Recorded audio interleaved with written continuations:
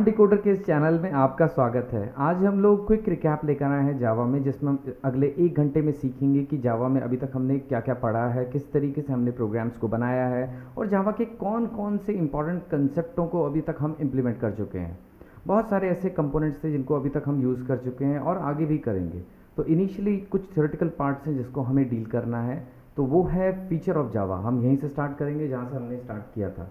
तो feature of Java, देखिए जावा James Gosling के द्वारा बनाई गई है सन माइक्रो सिस्टम्स में 1991। इनिशियली इस प्रोग्रामिंग का नाम ओक रखा गया था, OAK, ओक, और उसके बाद इसे रीनेम्ड कर दिया गया जावा में इन 1995 में। अब फीचर ऑफ जावा, ये 7 इंपॉर्टेंट फीचर्स हैं जिसको हमें डिस्कस करना होता है। इंटरव्यू पॉइंट ऑफ व्यू से बहुत इंपॉर्टेंट कंसेप्ट्स हैं। सबसे पहले Java is purely object oriented. देखिए जावा के अंदर ऑब्जेक्ट ओरिएंटेड का ही कंसेप्ट है। प्योरली ऑब्जेक्ट ओरिएंटेड का मतलब है कि without a class we can not able to create any program in Java. तो अभी हम लोग इसको डिस्कस करते हैं कि without a program means without a class we can not be able to create any program in Java.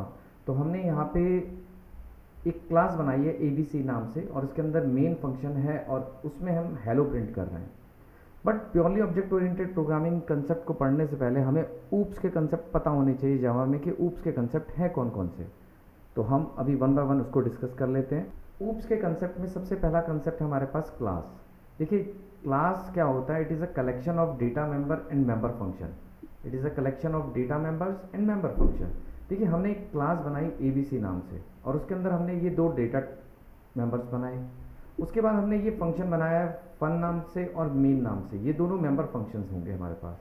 तो class is what? It is a collection of data members and member functions. Done. Next हमारे पास जो topic है इसके अंदर oops के अंदर, तो उसमें है ऑब्जेक्ट। ऑब्जेक्ट होता है रन टाइम एंटिटी। देखिए आपकी क्लास अपने आप में कुछ नहीं कर सकती जब तक ऑब्जेक्ट नहीं बनेगा। Object is basically use to access the elements of the class.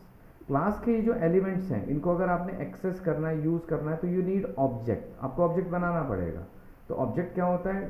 It's a run time entity, और you can say that instance of a class. Class का ही इंस्टांस बनेगा। जैसे मैंने ये क्लास का ऑब्जेक्ट बनाया OBJ नाम से, तो it is basically use to access इन मेंबर्स को। जो एक्सेस हमें करना है वो इसी ऑब्जेक्ट की मदद से ही करेंगे। नेक्स्ट कंसेप्ट हमारे पास ऊप्स के अंदर आता है डेटा एब्स्ट्रैक्शन। देखिए डेटा एब्स्ट्रैक्शन क्या होता है? Data hiding. And how you can hide a data? By making a data private. अगर आप प्राइवेट एक्सेसिफायर का यूज़ करें तो आपका डेटा हाइड हो जाएगा। देखिए डेटा हाइड करने का मतलब क्या है? अगर आप इसको हाइड कर रहे हैं इस डेटा को, तो मीन्स कोई बाहर की क्लास का ऑब्जेक्ट इसको डायरेक्टली एक्सेस नहीं कर सकता और इनकी वैल्यू चेंज नहीं कर सकता। तो यही एक इंपॉर्टेंट कंसेप्ट है जिसकी वजह से ऊप्स फेमस है, data hiding. Data hiding using private access specifier. Next concept है हमारे पास इनहेरिटेंस। देखिए इनहेरिटेंस इंग्लिश का वर्ड है। इनहेरिट करना मीन जैसे पेरेंट एंड चाइल्ड रिलेशनशिप। तो हम लोगों के पेरेंट्स जो हैं उनके पास जो प्रॉपर्टी है हम लोगों ने उसको इनहेरिट कर रखा है, हम लोग उसको यूज़ करते हैं इजीली। तो इसको अगर हम 2 शब्दों में सीधा बोलें तो कोड रियूजिबिलिटी। अक्सर इंटरव्यू में पूछा जाता है, तो हम अगर कोड रियूजिबिलिटी के बारे में बोलेंगे तो इफेक्टिवनेस यहाँ पे होगी। तो कोड रियूजिबिलिटी इसका मतलब होता है and it saves time, and time is money. Coder की ज़िंदगी में अगर आप कम कोडिंग के थ्रू अगर आप आंसर निकाल रहे हैं तो डेफिनेटली इट सेव्स टाइम। जावा में 2 तरीके की इनहेरिटेंस का यूज़ किया जाता है। एक होती है आपके पास सिंगल लेवल इनहेरिटेंस और दूसरी आपके पास है मल्टी लेवल इनहेरिटेंस। नेक्स्ट जो फीचर है हमारे पास जावा में वो है ऊप्स में जो नेक्स्ट फीचर है हमारे पास वो है polymorphism. Polymorphism means same name many form, और इसमें कंसेप्ट आपका आता है फंक्शन ओवरलोडिंग। यानी एग्जांपल है पॉलीमॉर्फिज्म का। फंक्शन ओवरलोडिंग क्या होता है? जब एक ही क्लास में सेम नेम के एक से ज़्यादा फंक्शंस, लेकिन सभी के सिग्नेचर अलग अलग, तो उसको भी हम लोग डिस्कस करेंगे अभी आगे। तो अभी हम लोग मूव करते हैं फीचर ऑफ जावा की तरफ। तो ये 5 कंसेप्ट हमने अभी सीख लिए हैं, वो है ऊप्स के कंसेप्ट। तो हम लोग अब मूव कर रहे हैं अपने उसी स्लाइड्स की तरफ जिसमें हम लोग सीख रहे थे जावा के फीचर्स। तो हम यहाँ तक पहुँच चुके हैं प्योरली ऑब्जेक्ट ओरिएंटेड। इसमें हमने सीखा कि without a class we can not able to create any program in Java. तो ये जावा का जो प्रोग्राम है ये क्लास के अंदर ही हमने बनाया है सारा का सारा। हमारा जो नेक्स्ट फीचर है वो है प्लेटफॉर्म इंडिपेंडेंट। बहुत ही इंपॉर्टेंट कंसेप्ट है। इसको हम राइट वंस रन एनीवेयर भी कह सकते हैं, कि एक बार आप लिखें और किसी भी ऑपरेटिंग सिस्टम पे चलाएं। प्लेटफॉर्म का मतलब होता है ऑपरेटिंग सिस्टम्स। हमारे पास अलग अलग प्रकार के ऑपरेटिंग सिस्टम्स अवेलेबल है मार्केट में, जैसे कि विंडोज़, माइक्रोसॉफ्ट की Windows, Linux, Mac, Android, iOS। तो कई तरीके के आपके पास ऑपरेटिंग सिस्टम्स हैं। आप किसी भी ऑपरेटिंग सिस्टम पे इसे रन करें, ये बिल्कुल हूबहू एक ही रिजल्ट देगी। जिसे अगर वो विंडो में दे रही है तो सेम वही आउटपुट आपकी लिनक्स के ऊपर भी आएगी और मैक के ऊपर भी आएगी, जबकि कि उन दोनों के इन्वायरमेंट विंडोज से अलग हैं। तो इसका रीज़न होता है जेवीएम। जेवीएम क्या होता है बेसिकली, हम उसको डील करेंगे। जेवीएम होता क्या है, it's a Java virtual machine and it's an interpreter. ये एक इंटरप्रेटर है जो कि हमारे प्रोग्राम को रन करने के काम आएगा। तो फर्स्ट ऑफ ऑल जब जावा का प्रोग्राम होता है तो उसे हम कंपाइल करते हैं, और कंपाइल करने के बाद जैसे ही उसका बाइट कोड तैयार होता है बैकएंड पे, तो उसे हम जेवीएम को देते हैं ताकि वो उसे रन कर सकें, और जैसे ही वो रन करेगा तो हमें आउटपुट देगा। तो हर ऑपरेटिंग सिस्टम में, चाहे वो मैक हो, चाहे वो लिनक्स हो, चाहे वो विंडोज़ हो, जेवीएम अवेलेबल होता है। ये एक इन्वायरमेंट प्रोवाइड करता है आपके प्रोग्राम को रन करने के लिए। तो it's an interpreter, it interprets, वो इंटरप्रेट करता है उसकी लैंग्वेज को। नेक्स्ट है जो हमारे पास जावा के फीचर में है, हार्डवेयर इंडिपेंडेंट। ठीक है, हार्डवेयर इंडिपेंडेंट का कंसेप्ट भी बहुत इंपॉर्टेंट है। भले चाहे आपका प्रोग्राम मेन फ्रेम कंप्यूटर में बना हो, या सुपर कंप्यूटर में, या मिनी कंप्यूटर, या लैपटॉप, या डेस्कटॉप, या पाम टॉप, वो किसी भी हार्डवेयर के ऊपर इजीली रन किया जा सकता है। ऐसा नहीं है कि मुझे, अगर मैंने सुपर कंप्यूटर पे कोई प्रोग्राम बनाया है और अगर आपके पास लैपटॉप या डेस्कटॉप या पाम टॉप हो, उस पर ना चले। ये हार्डवेयर इंडिपेंडेंट होता है। नेक्स्ट फीचर है जावा इज़ रोबस्ट। देखिए, जावा रोबस्ट है यानी स्ट्रॉन्ग है।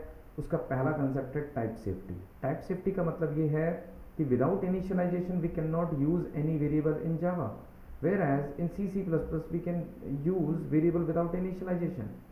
C++ में विदाउट इनिशियलाइजेशन भी हम वेरिएबल को यूज़ कर सकते हैं, बट जावा में without initialization we can not be able to use any variable.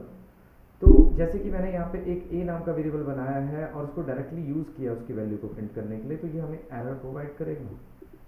Next इसके अंदर है आपके पास गार्बेज कलेक्शन। बहुत ही इंपॉर्टेंट कंसेप्ट है, ये ऑटोमेटिक फीचर है जावा का। इसका मतलब है free the memory from unused variable.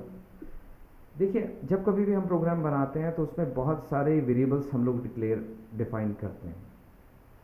तो क्या होता है, जब प्रोग्राम रन करता है तो उनमें से कुछ वेरिएबल यूज़ हो रहे होते हैं और कुछ नहीं, बट मेमोरी तो एटलीस्ट यूज़ कर रहे होंगे, तो उनसे मेमोरी अपने आप ही वापस ले ली जाती है जो वेरिएबल्स बने हैं बट यूज़ नहीं हो रहे।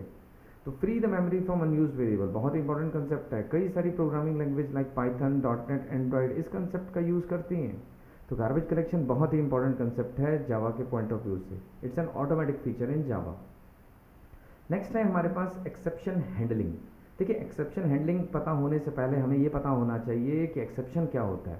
एक्सेप्शंस होती हैं एबनॉर्मल कंडीशंस जिनके कारण हमारा प्रोग्राम टर्मिनेट कर जाता है, जैसे कि डिवाइड बाय ज़ीरो। जैसे कि हमने यहाँ पे एक इंटीजर लिया a नाम का जिसमें हमने संख्या रखी 10, और एक b नाम का वेरिएबल लिया जिसमें हमने रखी 0। अब हम अगर c को कैलकुलेट करें तो ये डिवाइड बाय ज़ीरो एक्सेप्शन है, यहाँ इनफाइनाइट आ जाएगा। तो देखिए, हमने तो अपने हाथ से यहाँ पे वैल्यू रखी है, अगर यूज़र से हम रखवाएं तो किसी ना किसी दिन अगर यूज़र ने वहाँ 0 डाला तो एक्सेप्शन आने के चांसेस हैं। तो इनको हैंडल करने के लिए हमारे पास ये 5 कीवर्ड हैं, try, catch, throw, throws and finally. These are the 5 keyword जो कि हमें यूज़ करने हैं, जिनकी मदद से हम एक्सेप्शन को हैंडल कर सकते हैं। ऐसे बहुत सारे एक्सेप्शन हैं जिनको हम लोग यूज़ करेंगे, और इनफैक्ट हम खुद के एक्सेप्शन भी बना सकते हैं। तो ये कंसेप्ट को भी हम लोग डील कर चुके हैं। तो हम लोग नेक्स्ट मूव करते हैं। नेक्स्ट फीचर है एग्जैक्टली उसका मल्टी थ्रेडिंग। देखिए, मल्टी थ्रेडिंग क्या होता है, जब 2 और 2 से ज़्यादा थ्रेड एक साथ चलें, व्हेन 2 और more threads run simultaneously, this is known as multi threading. और वो ये पूछते हैं अक्सर इंटरव्यू में कि थ्रेड क्या होता है। देखिए, थ्रेड की डेफिनेशन होती है कि path of execution, single path. देखिए, एक बड़ी प्रोसेस के अंदर एक फॉर लूप अगर हम लगाएं तो जो 0 से लेकर अगर हमने 5 लगाया, 5 बार ये थ्रेड्स चलेंगे, 5 थ्रेड होंगे इसके अंदर, 5 टाइम्स ये रिवॉल्व करेगा, तो 0 से लेकर 1 तक की जो एक्टिविटी होगी वो एक सिंगल थ्रेड कहलाएगी। तो सिंगल थ्रेड मिला के हम लोग मल्टी थ्रेडेड एप्लीकेशंस बनाते हैं। और इसका परफेक्ट एग्जाम्पल है आपका फेसबुक, जहाँ पे हम एक साथ मल्टीपल यूज़र्स के साथ कम्युनिकेट कर सकते हैं, चैट कर सकते हैं।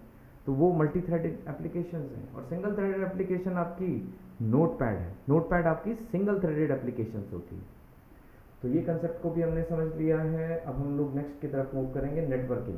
देखिए, नेटवर्किंग में भी जावा के कंसेप्ट को यूज़ किया जाता है। इसकी सॉकेट प्रोग्रामिंग, इसमें एक कंसेप्ट आता है RMI का। रिमोट मेथड इन्वोकेशन, रिमोट का मतलब होता है दूर पड़ी वस्तु को आपने इन्वोक करना है। तो this is possible in Java with the help of RMI, but you must have a knowledge of an IP addresses. अगर आपको IP एड्रेसेस की नॉलेज है तो आप इजीली सॉकेट प्रोग्रामिंग के ऊपर भी काम कर सकते हैं। बाकी जो नेक्स्ट फीचर है हमारे पास, जावा इज सिक्योर। देखिए जावा में मेमोरी का कंसेप्ट ही नहीं रखा हुआ उन्होंने, तो मेमोरी पॉइंट ऑफ व्यू से मेमोरी एलोकेशन मॉडल उसका काफ़ी डिफेंसिव है। तो जैसे कि आपका C++ में आप मेमोरी को इजीली एक्सेस कर सकते हैं वहाँ पे पॉइंटर की मदद से, लेकिन जावा में एड्रेस का कोई कंसेप्ट है ही नहीं। तो इन्होंने सिक्योरिटी पॉइंट ऑफ व्यू से इस चीज़ को हटा रखा है। तो पॉइंटर का कोई कंसेप्ट जावा में नहीं है जैसे C++ में भी है। तो जावा हमारी सिक्योर भी है। तो इन फीचर्स को हमने सीख लिया है, इन 7 फीचर्स को जो हमने डिस्कस करने होते हैं, अक्सर इंटरव्यू में पूछे जाते हैं, फीचर्स ऑफ जावा प्रोग्रामिंग। अब हम लोग मूव करेंगे कि जावा के अंदर कौन कौन से डेटा टाइप्स अवेलेबल हैं। तो अब हम सीखेंगे डेटा टाइप्स इन जावा। देखिए डेटा टाइप सीखने से पहले हमें पता होना चाहिए कि अलग अलग प्रकार के डेटा टाइप्स हमारे पास अवेलेबल हैं। जैसे कि इंटीजर, अगर कोई भी बिना पॉइंट वाले वैल्यूज़ को स्टोर करना हो तो इंटीजर, या फिर अगर फ्लोटिंग टाइप या फिर पॉइंट वाली चीज़ों को स्टोर करना हो, या स्ट्रिंग को स्टोर करना हो, या फिर अगर कोई ट्रू एंड फॉल्स को स्टोर करना हो, तो हमारे पास अलग अलग प्रकार के डेटा टाइप्स अवेलेबल हैं जावा में। डेटा टाइप्स हमारे पास 2 प्रकार के होते हैं, एक प्रिमिटिव टाइप डेटा टाइप और दूसरा derive type data type. Primitive type data type यानी इंपॉर्टेंट वंस। तो इसके अंदर हम लोग सबसे पहले पढ़ते हैं कि इंटीजर टाइप डेटा टाइप। देखिए हमारे पास इंटीजर के अंदर 4 तरीके के डेटा टाइप्स हैं, जैसे कि इंट, इंट से छोटा शॉर्ट और उससे भी छोटा बाइट, और इंट से बड़ा लॉन्ग। इंटीजर जो होता है आपका 4 बाइट कंज्यूम करता है। तो लेट्स टेक एन एग्जांपल, अगर हमारे पास 100 इंटीजर्स अगर हमने बनाए, इंट ए, इंट बी, इंट सी, ऐसे करते करते हमने 100 इंट बनाए, तो टोटल मिला के 400 बाइट्स ईजिली कंज्यूम कर जाएगा। और ये रेंज बड़ी इंपॉर्टेंट चीज़ है, आप रेंज से बाहर ना निकलें तो बेहतर है। अगर आपने इंटीजर लिया है, इंटीजर 4 बाइट्स कंज्यूम करता है, तो ये मैक्सिमम टू मैक्सिमम ये संख्या इसके अंदर स्टोर की जा सकती है। आप यहाँ से समझ सकते हैं कि जैसे मैंने एक बाइट नाम का वेरिएबल बनाया ए नाम का, तो उसमें मैक्सिमम टू मैक्सिमम 127 जा सकता है। अगर आप 128 पॉजिटिव नंबर डालने की कोशिश करेंगे तो एरर देगा वो। तो यहाँ से हमने समझ लिया कि इसकी रेंज भी बहुत इंपॉर्टेंट चीज़ है, और वो कितनी मेमोरी कंज्यूम करता है। देखिए वेरिएबल्स बना रहे हैं तो मेमोरी तो कंज्यूम होगी, तो हमें ये कंसेप्ट पता होना चाहिए। तो इंटीजर टाइप डेटा टाइप हम लोग पढ़ चुके हैं। नेक्स्ट हमारे पास जो होगा वो होगा फ्लोटिंग टाइप डेटा टाइप। तो फ्लोटिंग टाइप डेटा टाइप किस प्रकार से होगा, जैसे हमने यहाँ पे फ्लोटिंग टाइप डेटा टाइप बनाया कि फ्लोट 4 बाइट कंज्यूम करता है और डबल 8 बाइट्स। देखिए इन दोनों में डिफरेंस यही है, आप यहाँ भी देख रहे होंगे कि float g 2.5F and double b 2.5F। ये क्या करता है कि sufficient for storing 6 to 7 decimal digits exactly. अगर 6 to 7 डेसिमल तक आपने प्लेस करवाना है एलिमेंट, जैसे 2.63252293, अगर ऐसा ही कुछ पॉइंट के बाद बहुत सारे डेसिमल्स हैं आपके पास, तो 6 डेसिमल तक इजीली प्लेस करता है आपका फ्लोट। और डबल, अगर आपको 6 या 7 डेसिमल से ऊपर चाहिए तो आप डबल का यूज़ कर सकते हैं। दूसरी बात, आप फ्लोट जब भी बनाएंगे तो 2.5 जैसे मैंने लिखा तो इसके अंदर f लिखना पड़ेगा आपको, क्योंकि फ्लोट के अंदर जो भी है पॉइंट वाली चीज़ें अगर आपने स्टोर करानी है तो पॉइंट वाली सारी चीज़ें डबल में होती हैं, तो उसको आपको कन्वर्ट करने के लिए आपको इसके आगे f लिखना पड़ता है। तो आप f लिखेंगे 2.5F, तो फ्लोट में इजीली प्लेस हो जाएगा। और अगर आप डबल डेटा टाइप का यूज़ करेंगे तो आपको कोई यहाँ पे लिखने की ज़रूरत नहीं है, सीधा आप 2.5 या 2.6 या 2.7 आप कुछ भी आप स्टोर करवा सकते हैं b नाम के वेरिएबल में। नेक्स्ट डेटा टाइप मेरे पास है कैरेक्टर टाइप डेटा टाइप, जो कि 2 बाइट्स कंज्यूम करता है। और जैसे कि हमने यहाँ पे इस कैरेक्टर के अंदर m स्टोर किया है, कैरेक्टर ch नाम का वेरिएबल बनाया और उसको m को स्टोर किया है, तो बेसिकली इसके बैकएंड पे स्काई कोड्स इसके स्टोर किए जाते हैं। तो स्काई कोड्स की नॉलेज हमें होनी चाहिए, बहुत ही इंपॉर्टेंट कंसेप्ट आगे स्ट्रिंग हैंडलिंग में बहुत यूज़ होगा। जैसे कि कैपिटल A का जो स्काई कोड है वो 65 है, कैपिटल B का 66, कैपिटल C का 67, then up to capital Z का 90 स्काई कोड होगा। उसी प्रकार से स्मॉल a का 97, स्मॉल b का 98 से लेके स्मॉल z का 122। और ये कंसेप्ट आपको पता होने चाहिए क्योंकि इसके बहुत सारे क्वेश्चंस डील करते हैं हम लोग स्ट्रिंग हैंडलिंग्स के अंदर। तो स्ट्रिंग हैंडलिंग के कंसेप्ट में हम इसको सीखेंगे कि किस तरीके से हम लोग स्काई कोड की मदद से अपने प्रोग्राम को डन करेंगे। नेक्स्ट जो डेटा टाइप हमारे पास है, बहुत इंपॉर्टेंट कंसेप्ट है, वो है स्ट्रिंग। तो स्ट्रिंग डेटा टाइप हमारे पास अवेलेबल है। स्ट्रिंग डेटा टाइप में हमें क्या करना है, जैसे हमने एक स्ट्रिंग ली, स्ट्रिंग str, और उसके अंदर हेलो रख दिया। मैं आपको दोबारा बता दूं, स्ट्रिंग जो है हमारे पास एक क्लास है, एक प्री डिफाइंड क्लास है जिसका फर्स्ट कैरेक्टर आपका कैपिटल है। तो स्ट्रिंग डेटा टाइप में हमने यहाँ पे स्टोर करने के लिए काम आ रहा है, जो कि एक स्ट्रिंग को स्टोर करेगा। तो जैसे कि मैंने यहाँ पे एक स्ट्रिंग बनाई हेलो, इसका बहुत अच्छा फीचर एक और भी है कि अगर हमने एक हेलो बनाया है और एक इंट बनाया है A300, तो क्या ये दोनों ऐड हो सकते हैं? एग्जैक्टली आपको एक स्ट्रिंग में एक इंटीजर को ऐड करना है, तो बस मात्र प्लस का निशान लगाएं और इसको किसी में स्टोर कर लें और उसको प्रिंट करके देखेंगे तो हेलो 300 इजीली आपको शो हो जाएगा। तो यहाँ से आपने सीख लिया string data type. But basically ये हमने एक प्री डिफाइंड क्लास है जिसको हमने अपने डेटा टाइप के कंसेप्ट में रखा हुआ है आपको समझाने के लिए, क्योंकि ये स्टोर करेगा किसी डेटा को और डेटा आपको स्ट्रिंग फॉर्म में दिया गया, डबल कोड्स में आएगा। कैरेक्टर आपके सिंगल कोड में होते हैं और स्ट्रिंग्स आपकी डबल कोड्स में होती हैं। नेक्स्ट कंसेप्ट जो हमारे पास है वो है बूलियन।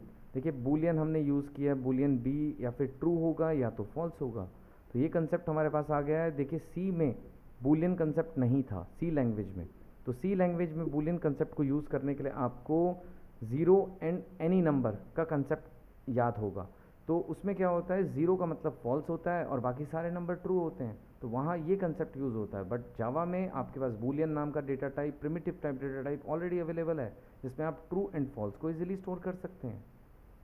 ये 5 हो गए हमारे पास जो कि हमने प्रिमिटिव टाइप डेटा टाइप में पढ़े और इसको सीखा। अब हमारे पास है डिराइव टाइप डेटा टाइप। देखिए derive type data type primary data type से ही निकल के आते हैं, प्रिमिटिव डेटा टाइप से ही निकल के आते हैं। तो इसमें हमने कंसेप्ट में समझना है एरे। एरे एक स्टोरेज है, एरे एक स्टोरेज है जो कि सिमिलर प्रकार के डेटा एलिमेंट्स को स्टोर करने के काम आएगा। जैसे अगर एक वन डायमेंशनल एरे हमने बनाया ARR, जिसके अंदर हमने 11, 22, 33, 44, 55 रखा है, तो ये इंटीजर प्रकार का एरे है, इसलिए सारे एलिमेंट इंटीजर के आ रहे हैं। तो उसी प्रकार से अगर आप करेक्टर प्रकार का एरे बनाएंगे तो सारे एलिमेंट करेक्टर, और अगर आप फ्लोट प्रकार का डेटा टाइप बनाएंगे तो सारे एलिमेंट्स फ्लोट के ही होंगे, यानी डेसिमल वाले, पॉइंट वाले। हमारे पास एरे के अंदर 2 डायमेंशनल एरे को स्टोर करने की भी कैपेसिटी है। तो आप 2x3, ये मैट्रिक्स फॉर्म में आप डील करते हैं। 2x3 का मतलब 2 रोज 3 कॉलम, तो आप इस तरीके से भी स्टोर कर सकते हैं 2D एरे में। और इनफैक्ट हमारे पास 3D एरे का भी कंसेप्ट है।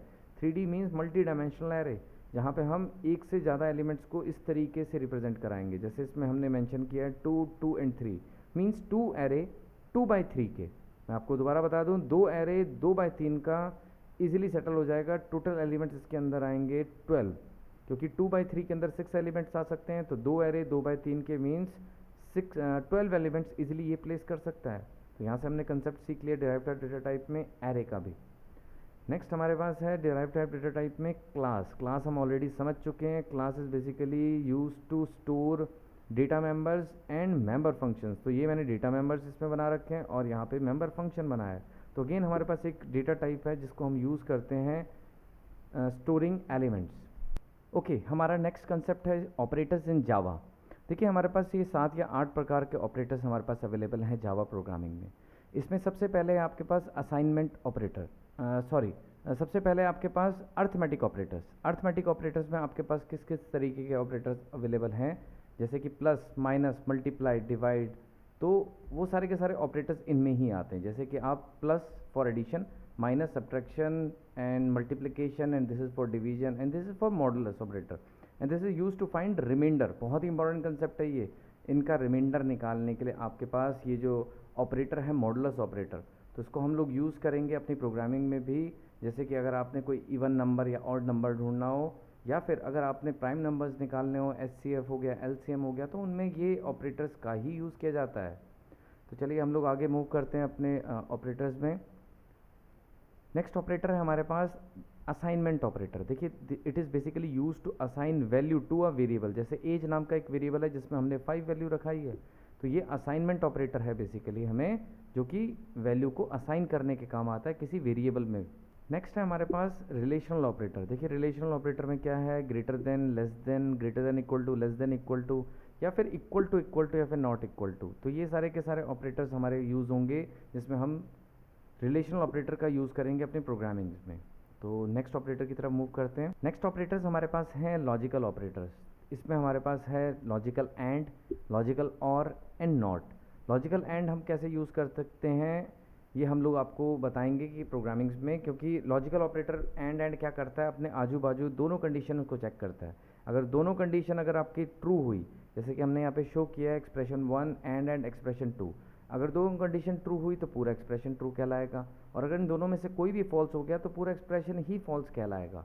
उसी तरीके से ये लॉजिकल और है हमारे पास, तो ये क्या करता है, दोनों में से कोई अगर एक ट्रू हो गया तो पूरी एक्सप्रेशन ट्रू कहलाएगी। और नॉट का काम क्या है, किसी को भी ट्रू को फॉल्स करना या फॉल्स को ट्रू करना। तो ये ऑपरेटर्स हैं लॉजिकल ऑपरेटर्स। हमारे पास जो अगले ऑपरेटर्स हैं वो हैं increment and decrement operator. Plus plus operator से आप इंक्रीमेंट करते हैं वैल्यू, तो एक वैल्यू को इंक्रीज़ कर देता है, और डिक्रीमेंट जो आपके पास है, डिक्रीमेंट से आप वैल्यू में एक कम करवाते हैं उसको वैल्यू। तो ये ऑपरेटर्स भी बहुत यूज़ किए जाते हैं। इनफैक्ट इसके अंदर प्री एंड पोस्ट का भी कंसेप्ट आता है कि प्री इंक्रीमेंट जब ये आगे लग जाएँ, पहले लग जाएँ किसी वेरिएबल के, तो प्री इंक्रीमेंट कहलाता है, और जब ये बाद में लग जाएँ तो पोस्ट इंक्रीमेंट कहलाता है। तो अब हम क्या करेंगे, जैसे हमारा ये पैकेज है, रिकैप नाम का हमारा प्रोजेक्ट था जिसके अंदर हमारा ये पैकेज है टेस्टिंग, तो हम क्या करेंगे, राइट क्लिक करके एक प्रोग्राम हम लोग डिसाइड कर लेते हैं यहाँ पे, जिसका नाम हम लोग रख लेते हैं टेस्ट, और मेन हम लोग बनाया रख लेते हैं, और हम लोग फिनिश कर लेते हैं। तो अब हम क्या करेंगे, इसकी कोडिंग सेट करते हैं। तो कोडिंग सेट करने के लिए अब हम क्या करेंगे, हम इस कमेंट को यहाँ से हटा देते हैं। तो ये कमेंट यहाँ से हम लोग क्लियर कर रहे हैं, थोड़ी सी फॉर्मेटिंग कर लेते हैं।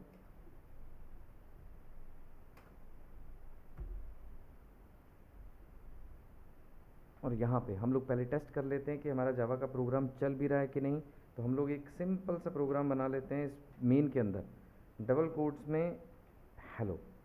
तो हेलो को हम लोग रन करके देख लेंगे कि हेलो रन हो भी रहा है कि नहीं। तो ये जो आपको बटन दिया गया है आप इससे रन कर सकते हैं, या फिर इस पेज पे राइट क्लिक करके रन एज जावा एप्लीकेशन। मैं दोबारा आपको बता दूं, पेज पे राइट क्लिक करें और जावा एप्लीकेशन को रन करें ताकि आपके आउटपुट आ जाए। तो यहाँ से हमें पता चल गया कि हमारी जावा बिल्कुल सही चल रही है। देखिए ये हमारी क्लास है, हमने आपको बताया था जावा पे ओनली ऑब्जेक्ट ओरिएंटेड प्रोग्रामिंग है, means without a class you can not create any program in Java. और क्लास के अंदर ये एक फंक्शन हमें अवेलेबल मिला है जिसमें हमें मेन बना रखा है, यानी सबसे पहले आपका मेन फंक्शन ही चलता है। अब हम कुछ कैलकुलेशंस को भी कर लेते हैं इसमें। तो कैलकुलेशन करने के लिए हमने क्या किया, एक इंटीजर a बनाया जिसमें संख्या रख ली 2, और हम लोग अब इसको यूज़ करेंगे। तो जैसे कि अगर आप क्या करें, यहाँ पे एक इंट b लिखें equal two plus plus a, और आप टेस्ट करें b की वैल्यू।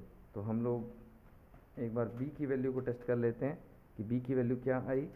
तो कुछ इस तरीके से कंकैटिनेशन करेंगे कि आउटपुट अच्छी आए हमें।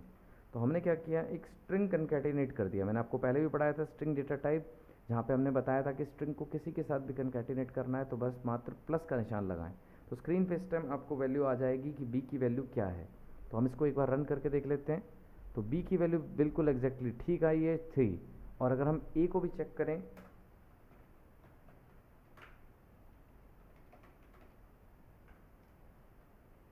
और a की वैल्यू को भी अगर हम चेक करें तो उसके आउटपुट हमें पता चल जाएगी एग्जैक्टली हमारी a में भी 3 है और b में भी 3 है।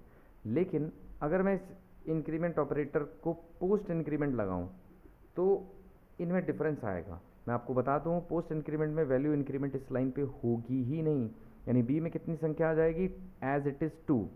बट जैसे ही कर्सर इस लाइन से हटेगा, यानी जैसे ही कंट्रोल इस लाइन से हटेगा तो a की वैल्यू 3 आ जाएगी और b में होगा 2। तो हम एक बार रन करके कंफर्म कर लेते हैं। एग्जैक्टली बिल्कुल सही आया है, हमने आपको पहले भी बताया कि ये किस तरीके से चलता है। इनफैक्ट आप और भी इंक्रीमेंट्स इसके ऊपर कर सकते हैं, चेकिंग, कई सारी चेकिंग इसके ऊपर लगा सकते हैं। तो मैं एक और टेस्टिंग कर लेता हूँ, राइट क्लिक करता हूँ पैकेज पे, एक नई क्लास ले लेता हूँ जिसमें हम इंक्रीमेंट को टेस्ट कर लेंगे। तो इंक्रीमेंट का टेस्ट हम लोग कर रहे हैं, तो मेन को हम लोग टिक कर लेते हैं, फिनिश हम लोग कर लेते हैं, और अब हमें ये लाइन मिल चुकी है। इस कमेंट को यहाँ से हटाते हैं और थोड़ी सी फॉर्मेटिंग, हम बिल्कुल ब्रेस के नीचे ब्रेस आना चाहिए, अच्छा लगता है। और इनफैक्ट आपकी कोडिंग यहाँ से मजबूत भी होगी, आपको पता चलेगा बिल्कुल कि कौन सा ब्रेस किसके लिए लगा रखा है। ये करली ब्रेसेस आपको गिवन हो रखे हैं, ये जो आपने लगा रखे हैं यहाँ पे करली ब्रेस। तो अब हम लोग इसके अंदर काम करेंगे। तो यहाँ पे हम लोग लिखते हैं, एक वेरिएबल ले लेते हैं a, जिसके अंदर हम 2 ले लेते हैं, और यहाँ पे हम लिखेंगे b a plus plus plus a plus plus plus a plus plus. और अब हम लोग टेस्ट करेंगे a की वैल्यू को भी और b की वैल्यू को भी। तो in fact b equal two plus b, और सेम यही चीज़ आपकी नीचे भी आएगी, और यहाँ पे आप ए को प्रिंट करके देखेंगे। और अब हम इस कोड को चला के देखते हैं। देखिए सबसे पहले हुआ क्या, मैं आपको बता देता हूँ। तो सबसे पहले यहाँ पे ए की वैल्यू हमारे पास जो भी आई 2 थी हमारे पास, तो यहाँ पे ए की वैल्यू हो गई 2। यहाँ तक पहुँचते पहुँचते, जस्ट मिनट, यहाँ तक पहुँचते पहुँचते ए की वैल्यू हो जाएगी 3, और यहाँ तक पहुँचते पहुँचते ए की वैल्यू हो जाएगी 4, यानी 4 + 3, क्योंकि अभी अर्थमेटिक ऑपरेटर भी बचे हुए हैं आपके, इसको ऐड भी करना है आपने। तो 4 + 3 7, 7 + 2 9 एग्जैक्टली, यानी बी की वैल्यू आपकी 9 ही आएगी। और अगर ए की वैल्यू आप चेक करेंगे तो लास्ट टाइम ए में कितना था 4, बट ये इंक्रीमेंट अभी तक नहीं चला है, तो यानी ए के अंदर हमारे पास 5 वैल्यू आनी चाहिए। तो एग्जैक्टली एक बार चला के देख लेते हैं इस प्रोग्राम को। बिल्कुल सही हमने प्रोग्राम को कोड किया है और वैल्यू भी बिल्कुल वैसी ही आई है। मैं दोबारा बता दूं, यहाँ तक वैल्यू 2 रहेगी, लेकिन इसको यहाँ से कंट्रोल छोड़ना पड़ेगा। अगर छोड़ेगा तो वैल्यू इंक्रीज़ हो जाएगी, यानी यहाँ तक पहुँचते पहुँचते ए की वैल्यू 3 हो जाएगी, और यहाँ तक पहुँचते पहुँचते ए की वैल्यू 4 हो जाएगी। बट ये वाले इंक्रीमेंट नहीं चलेंगे, क्योंकि इसके बाद कुछ नहीं है। तो ये इंक्रीमेंट तब चलेगा जब कंट्रोल इस लाइन से हटेगा और ए की वैल्यू हमें 5 मिली। तो एग्जैक्टली बिल्कुल सही हमने कोड सेट किया है। अब अगर मैं इस कोड को सेट कर दूं प्लस प्लस ए प्लस प्लस प्लस ए प्लस प्लस प्लस ए, अब इस कोड को हम लोग एक बार चेक कर लेते हैं। तो यहाँ तक वैल्यू हमें, ये तो नहीं है, इसको हम क्लियर कर लेते हैं। यहाँ तक वैल्यू हमें 3 मिल चुकी है, यहाँ तक वैल्यू हमें 4 मिल चुकी है, यहाँ तक वैल्यू हमें 5 मिलेगी। तो यानी 5 + 4 9 + 3 12, यानी बी में वैल्यू 12 होगी। लेकिन अगर ए की वैल्यू चेक करेंगे तो लास्ट टाइम ए में 5 था, तो 5 प्रिंट होगा। तो दैट्स इट, यहाँ पे बिल्कुल सही बन चुका है। अगर हम इसको चला के देखें, एग्जैक्टली हमारी वैल्यू बिल्कुल सही आई है। तो इंक्रीमेंट डिक्रीमेंट ऑपरेटर्स को भी हमने डन कर लिया है। डिक्रीमेंट ऑपरेटर बिल्कुल सेम चलेंगे जैसे इंक्रीमेंट चलते हैं, तो कोई डिफरेंस हार्डली नहीं है। उसमें डिक्रीज़ होता है, नंबर 1 घट जाता है, लेकिन प्लस प्लस ऑपरेटर लगाने के कारण नंबर 1 बढ़ता है। तो हम बिल्कुल क्लियर हैं इस मामले के लिए। तो अब हम लोग अपनी स्लाइड्स की तरफ मूव करते हैं और वहाँ सीखते हैं फर्दर ऑपरेटर्स को। तो नेक्स्ट ऑपरेटर हमारे पास है जावा टर्नरी ऑपरेटर। देखिए ये 3 ऑपरेंड्स में काम करता है। It works on 3 operand, that's why it is called ternary operator.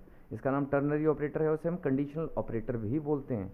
तो ये कैसे काम करता है, देखिए यदि एक्सप्रेशन आपका जो यहाँ पे है, अगर ये ट्रू हुआ तो control will move to expression 1, और अगर एक्सप्रेशन यहाँ पे फॉल्स हुआ तो control will move to expression 2, और वो वैल्यू यहाँ पे वेरिएबल में जाएगी।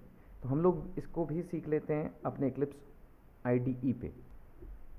तो हम लोग क्या करते हैं, राइट क्लिक कर लेते हैं, न्यू पे चलते हैं, एक क्लास बना लेते हैं टर्नरी ऑपरेटर के नाम से,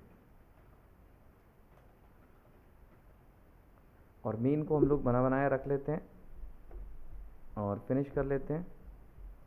थोड़ी सी फॉर्मेटिंग सेट करते हैं इसकी।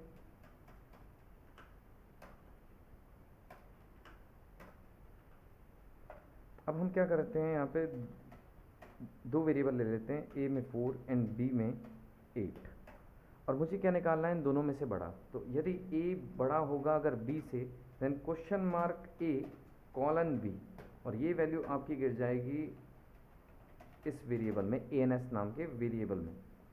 तो हमने बिल्कुल सेट कर लिया, अगर ए की वैल्यू बी से बड़ी हुई, अगर ए में बड़ी संख्या बी से बड़ी हुई, then control will move to this section, और अगर ए की वैल्यू बी से बड़ी नहीं हुई, then control will move to this section, और बी की वैल्यू गिर जाएगी ANS में। हम बस प्रिंट करके कंफर्म करेंगे कि ANS में क्या वैल्यू हुई, और ANS की वैल्यू को प्रिंट करके एक बार कंफर्म कर लेते हैं। तो इसको एक बार चला के देखते हैं। एग्जैक्टली हमारा आंसर बिल्कुल सही आया 8, क्योंकि इन दोनों में से 8 बड़ा है। तो हमने 2 नंबर में से बड़ा निकाल लिया है इस प्रोग्राम में। हम इनफैक्ट 3 नंबर में से भी बड़ा निकाल सकते हैं, वो भी हम आपको बता चुके हैं कि 3 नंबर में से बड़ा ढूंढने के लिए आपको क्या करना होगा। आप एक थर्ड वेरिएबल ले लें, c = 5। तो अब हम लोग क्या करते हैं, इसको कोड को सेट करने के लिए इस लाइन को पहले हटा लेते हैं। हम किन्हीं 2 की फाइट करवाएंगे पहले, तो 2 नंबर के बीच की फाइट होगी। तो मैं स्पेस ले लेता हूँ यहाँ पे, तो 2 स्पेस हो गए आपके पास। इन केस अगर ए बी से बड़ा हुआ तो कंट्रोल यहाँ आएगा, और अगर ए बी से बड़ा नहीं हुआ तो कंट्रोल यहाँ आएगा। तो हमें क्या करना होगा, इनिशियली किन्हीं 2 नंबर की फ़ाइट हमें करनी पड़ेगी। अगर हमें 3 नंबर में से बड़ा ढूंढना है तो आपके पास ये विधि नहीं है कि आप एक साथ तीनों को कंपेयर करें। तो हम क्या करेंगे, हम कंपेयर करेंगे ए को बी के साथ। अगर ए बी से बड़ा निकला ए यदि बी से बड़ा निकला तो कंट्रोल हमारा इस ब्लॉक में जाएगा, नहीं तो कंट्रोल हमारा इस ब्लॉक में जाएगा।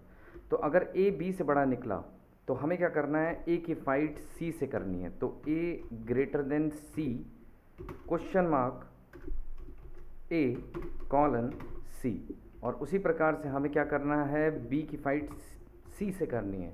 तो यहाँ पे हम लोग लिखेंगे यदि बी की वैल्यू सी से भी बड़ी निकली तो कंट्रोल मूव करेगा बी के पास, नहीं तो कंट्रोल मूव करेगा सी के पास। और ये जो आंसर होगा आपका वो सीधा आपका रिटर्न हो जाएगा यहाँ पे इंट ANS के पास। तो कोड हमारा बिल्कुल तैयार हो गया है। A b and c 3 number में से बड़ा ढूंढना है हमें। तो हमने क्या किया, पहले ए को कंपेयर किया बी से। अगर ए बी से बड़ा निकला तो कंट्रोल यहाँ जाएगा, और अगर ए बी से बड़ा नहीं निकला तो कंट्रोल यहाँ मूव कर जाएगा। तो अगर ए बी से बड़ा निकला तो ए की फाइट सी से होनी है, और अगर ए बी से बड़ा नहीं निकला तो बी की फाइट सी से होनी है। और बिल्कुल क्लियर हो चुका है कि ANS में वैल्यू आ जाएगी। बस हमें क्या करना है, प्रिंट करके कंफर्म करना है कि ए बी और सी में से कौन बड़ा है। तो एग्जैक्टली हमारा यहाँ पे बी बड़ा निकला हमारे पास, तो आंसर इज़ 8, क्योंकि 8 ही बड़ा है। तो आप चेक करके देख लें, अगर हम लोग यहाँ पे इसको 15 कर लें, और अब ध्यान से देखिएगा, क्या 4 8 से बड़ा होता है? नहीं। क्या 8 15 से बड़ा होता है? नहीं। तो हमारा कंट्रोल सी की तरफ मूव कर जाएगा और सी आएगा ANS के अंदर। तो बिल्कुल सही है हमारा कोड। अगर हम इसको रन करके देखें, एग्जैक्टली आंसर इज़ 15। तो हम लोग यहाँ पे सीख चुके हैं कि कंडीशनल ऑपरेटर, जिसका नाम है टर्नरी ऑपरेटर भी जिसे कहते हैं, हम उसे सीख चुके हैं। टर्नरी ऑपरेटर क्यों कहते हैं इसे? Because it works on 3 operands, और हम भी 3 ही ऑपरेंड पे काम कर रहे हैं। एक ऑपरेंड आपका यहाँ पे है, दूसरा ऑपरेंड आपने यहाँ पे यूज़ किया है, और तीसरा ऑपरेंड आपने यहाँ पे यूज़ किया है। तो यहाँ पे हम सीख चुके हैं कि टर्नरी ऑपरेटर किस प्रकार से काम करता है।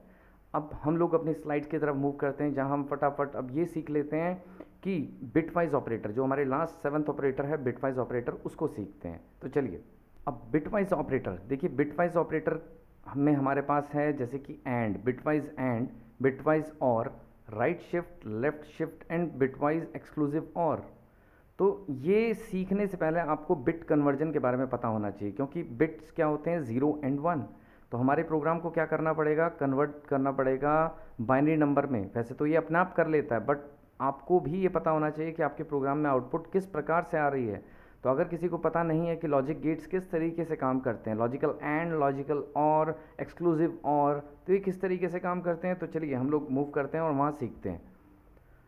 अब जिस प्रकार से आपके पास अगर लॉजिकल एंड ऑपरेटर अगर आपने यूज़ करना है, तो अगर आपके पास इनपुट्स अगर कुछ इस प्रकार से है 0 and 0, तो 0 0 का आपका आउटपुट आता है 0, और 0 1 का आउटपुट आता है 0, 1 0 का 0 एंड 1 1 का 1। लेकिन अगर आप और ऑपरेटर का यूज़ करते हैं तो 0 0 का 0, 0 1 का 1, 1 0 का 1, 1 1 का 1। एंड अगर आप एक्सक्लूसिव और यूज़ करते हैं तो जब इनपुट सेम होती है, जैसे कि 0 0 या फिर 1 1, तो उस टाइम आउटपुट 0 आएगा, और जब 0 1 या 1 0 होगा तो आउटपुट 1 1 ही आएगा। तो जैसे कि अगर आपके पास कोई इनपुट इस प्रकार से दी गई हो कि इंटीजर a जिसमें 5 है और इंटीजर b जिसमें 7 है, तो आपको अगर a एंड b निकालना है और c में वैल्यू जो भी आएगी उसको प्रिंट करना है, तो first of all you will have to convert this 5 into a binary number, और 5 का बाइनरी नंबर होता है 0 1 0 1, और उसी प्रकार से 7 का बाइनरी नंबर होता है आपके पास 0 1 1 1। और अगर मैं इसका एंड ऑपरेटर निकालूं, एंड 5 and 7 का एंड, तो 1 1 का आंसर 1 होता है, 0 1 का आंसर 0 होता है, 1 1 का 1 होता है, और 0 0 का 0। तो इस प्रकार से ये 0 1 0 1 हमारे पास आउटपुट आ चुकी है। तो हमें उसको कन्वर्ट करना पड़ेगा, तो ये नंबर होता है आपके पास 5। तो 5 हमारे पास आउटपुट आएगी, यानी अगर आप C को प्रिंट करेंगे तो 5 आएगी। तो चलिए हम लोग अपनी इक्लिप्स IDE की तरफ इसे भी टेस्ट कर लेते हैं। तो हम लोग इस प्रोजेक्ट पे काम कर रहे थे टेस्टिंग पैकेज के अंदर। तो हम लोग क्या करते हैं, इसे राइट क्लिक कर लेते हैं, और यहाँ पे हम लोग एक क्लास चूज़ कर लेते हैं बिटवाइज ऑपरेशंस के लिए। तो हम लोग इस क्लास का नाम लिख लेते हैं बिटवाइज ऑपरेशन, और आपको मेन बना बनाया ही रखना है। तो हम लोग इसे टिक कर लेते हैं और फिनिश कर लेते हैं। अब हमारे पास यहाँ पे एक क्लास आ चुकी है, तो हम क्या करेंगे, थोड़ी सी फॉर्मेटिंग सेट कर लेते हैं। तो हम क्या करेंगे, बिल्कुल वही काम, थोड़ी सी फॉर्मेटिंग सेट करनी है आपने, और इस कमेंट को यहाँ से हटा लेते हैं। अब हम क्या करेंगे, यहाँ पे 2 नंबर ले लेते हैं अपने हाथ से, int a = 5 and int b = 7, और हम लोग इसके बीच में बिटवाइज एंड ऑपरेटर का ऑपरेशन करके देखते हैं कि int C equal to A and B, और आउटपुट एक बार हम लोग चेक कर लेते हैं कि system dot out dot print, अगर हम सी को प्रिंट करें तो what will be the output. देखिए आउटपुट हमारे पास आनी चाहिए 5, तो एक बार हम लोग इसे चेक कर लेते हैं। एग्जैक्टली हमारी आउटपुट बिल्कुल सही आ रही है, और अगर हम इसको और करेंगे, और गेट का अगर हम लोग यूज़ करें और, तो आउटपुट हमारे पास 7 आनी चाहिए। तो हम लोग एक बार उसे भी चेक कर लेते हैं। एग्जैक्टली हमारे पास 7 आ रही है। तो बिल्कुल हम लोग सीख चुके हैं कि किस तरीके से बिटवाइज एंड और बिटवाइज और का यूज़ करना है आपने। राइट शिफ्ट और लेफ्ट शिफ्ट सीखना भी बहुत ज़रूरी है। तो इन केस ये भी, अगर आपके पास इनपुट ये दी गई हो, अगर ए इक्वल टू 5 और ए को राइट शिफ्ट करना है 1 और आंसर सी में लेना है, तो देखिए बाइनरी कन्वर्जन अगर मैं करूं 5 की तो 0 1 0 1, और अगर आपने राइट शिफ्ट करना है एक, तो ये लास्ट का जो डिजिट है आपके पास, ये लास्ट वाला बिट जो है आपके पास, ये रिमूव हो जाएगा, यानी बच जाएगा आपके पास 0 1 0, और 0 1 0 आपके पास होता है 2, यानी इसकी आउटपुट आनी चाहिए 2। और उसी प्रकार से अगर आप लेफ्ट शिफ्ट करेंगे, 1 का लेफ्ट शिफ्ट किया मैंने 5 पे, तो हमारे पास 5 का बाइनरी नंबर होता है 0 1 0 1, और अगर लेफ्ट शिफ्ट करेंगे तो यहाँ पे एक 0 ऐड हो जाएगा। तो अगर आपके पास एक 0 ऐड हो गया तो ये नंबर बन जाएगा 10, तो 10 विल बी द आउटपुट। तो चलिए हम लोग अपनी इक्लिप्स आईडी पे इसे भी सीख लेते हैं कि बिटवाइज ऑपरेटर ये लेफ्ट शिफ्ट राइट शिफ्ट किस प्रकार से काम करते हैं। तो चलिए, तो अब हम लोग सीखते हैं कि लेफ़्ट शिफ्ट और राइट शिफ्ट को हमने किस तरीके से यूज़ करना है अपनी प्रोग्रामिंग में। तो चलिए हम लोग एक नया प्रोग्राम बना लेते हैं जिसका नाम हम लोग रख लेते हैं शिफ्टिंग, और एक क्लास चूज़ कर लेते हैं और नाम रख लेते हैं शिफ्टिंग बिट्स, और मीन को हम लोग बना बनाया ही रख लेते हैं, पब्लिक स्टैटिक वॉइड मीन और फिनिश। अब हम लोग वही, हमें क्या करना है, थोड़ी सी फॉर्मेटिंग हमने यूज़ करनी है और उसके अंदर हमने अपना प्रोग्राम सेट करना है। तो हम लोग यहाँ पे क्या करते हैं, एक इंट ए ले लेते हैं 5, जैसे कि हमने अपनी स्लाइड्स में भी बताया था। और अब हम लोग क्या करेंगे, int C equal to a right shift 1, अगर हम राइट शिफ्ट लगाएं 1 का ए पे, और अगर हम लोग चेक करें सी की वैल्यू को, तो एक बार आउटपुट देख लेते हैं कि आउटपुट क्या आया। तो हमारे पास वहाँ पे 5 आया था, सॉरी 2 आया था, तो एग्जैक्टली हमारे पास बिल्कुल सही आंसर आया है 2। तो अगर 5 को आप शिफ्ट लगाएंगे राइट शिफ्ट 1, तो ये आंसर 2 आएगा। तो उसी प्रकार से अगर हम इसको राइट शिफ्ट को लेफ्ट शिफ्ट कर दें, तो आंसर हमारे पास जो मूव किया था वो था 10। तो हम लोग एक बार इसे भी चेक कर लेते हैं। एग्जैक्टली तो अब हम लोग ये सीख चुके हैं कि हमारी आउटपुट बिल्कुल सही आई है, बिटवाइज ऑपरेटर को किस तरीके से प्रोग्रामिंग में यूज़ करना है। और ये 7 ऑपरेटर्स हमने जो सीखे हैं, ये हर प्रोग्रामिंग में लगभग यूज़ किए जाते हैं। तो हम लोग ये अच्छी तरीके से सीख चुके हैं कि इन ऑपरेटर्स को प्रोग्रामिंग में किस तरीके से यूज़ करना है, और इनफैक्ट जावा में किस तरीके से यूज़ करना है हमने हर एक प्रोग्राम को चला के भी देख लिया है। तो अब हम लोग मूव करेंगे अपने नेक्स्ट कंसेप्ट की तरफ, जिसको कहते हैं कंट्रोल स्टेटमेंट्स। ये भी बहुत इंपॉर्टेंट कंसेप्ट है, हर प्रोग्रामिंग में यूज़ होती हैं कंट्रोल स्टेटमेंट्स। तो चलिए हम लोग अपनी स्लाइड्स की तरफ मूव करेंगे जहां हम सीखेंगे कंट्रोल स्टेटमेंट्स। अब हमारा नेक्स्ट जो कंसेप्ट रहेगा वो है कंट्रोल स्टेटमेंट्स। देखिए कंट्रोल स्टेटमेंट्स क्या होती हैं, basically it controls the flow of our program, हमारे प्रोग्राम के फ्लो को कंट्रोल करती हैं। जैसे कि इफ़ एन एल्स कि सर यदि कोई स्टेटमेंट अगर ट्रू हुई तो हमारा कंट्रोल इफ ब्लॉक में जाएगा, अदरवाइज एल्स ब्लॉक में जाएगा। तो ये 9 कंसेप्ट्स को हम लोगों ने यहाँ पे डील करना है, जैसे कि if else, else if, switch, for, while, do while, break and continue. तो ये 9 स्टेटमेंट्स हैं जिनको हमने सीखना है, और इनमें से जो 3 है, 5th 6th and 7th, for, while and do while, ये बेसिकली इटरेटिव स्टेटमेंट भी कहलाती हैं। इटरेटिव स्टेटमेंट्स लूप्स हैं बेसिकली ये, जहाँ एक जैसा काम बार बार करना हो।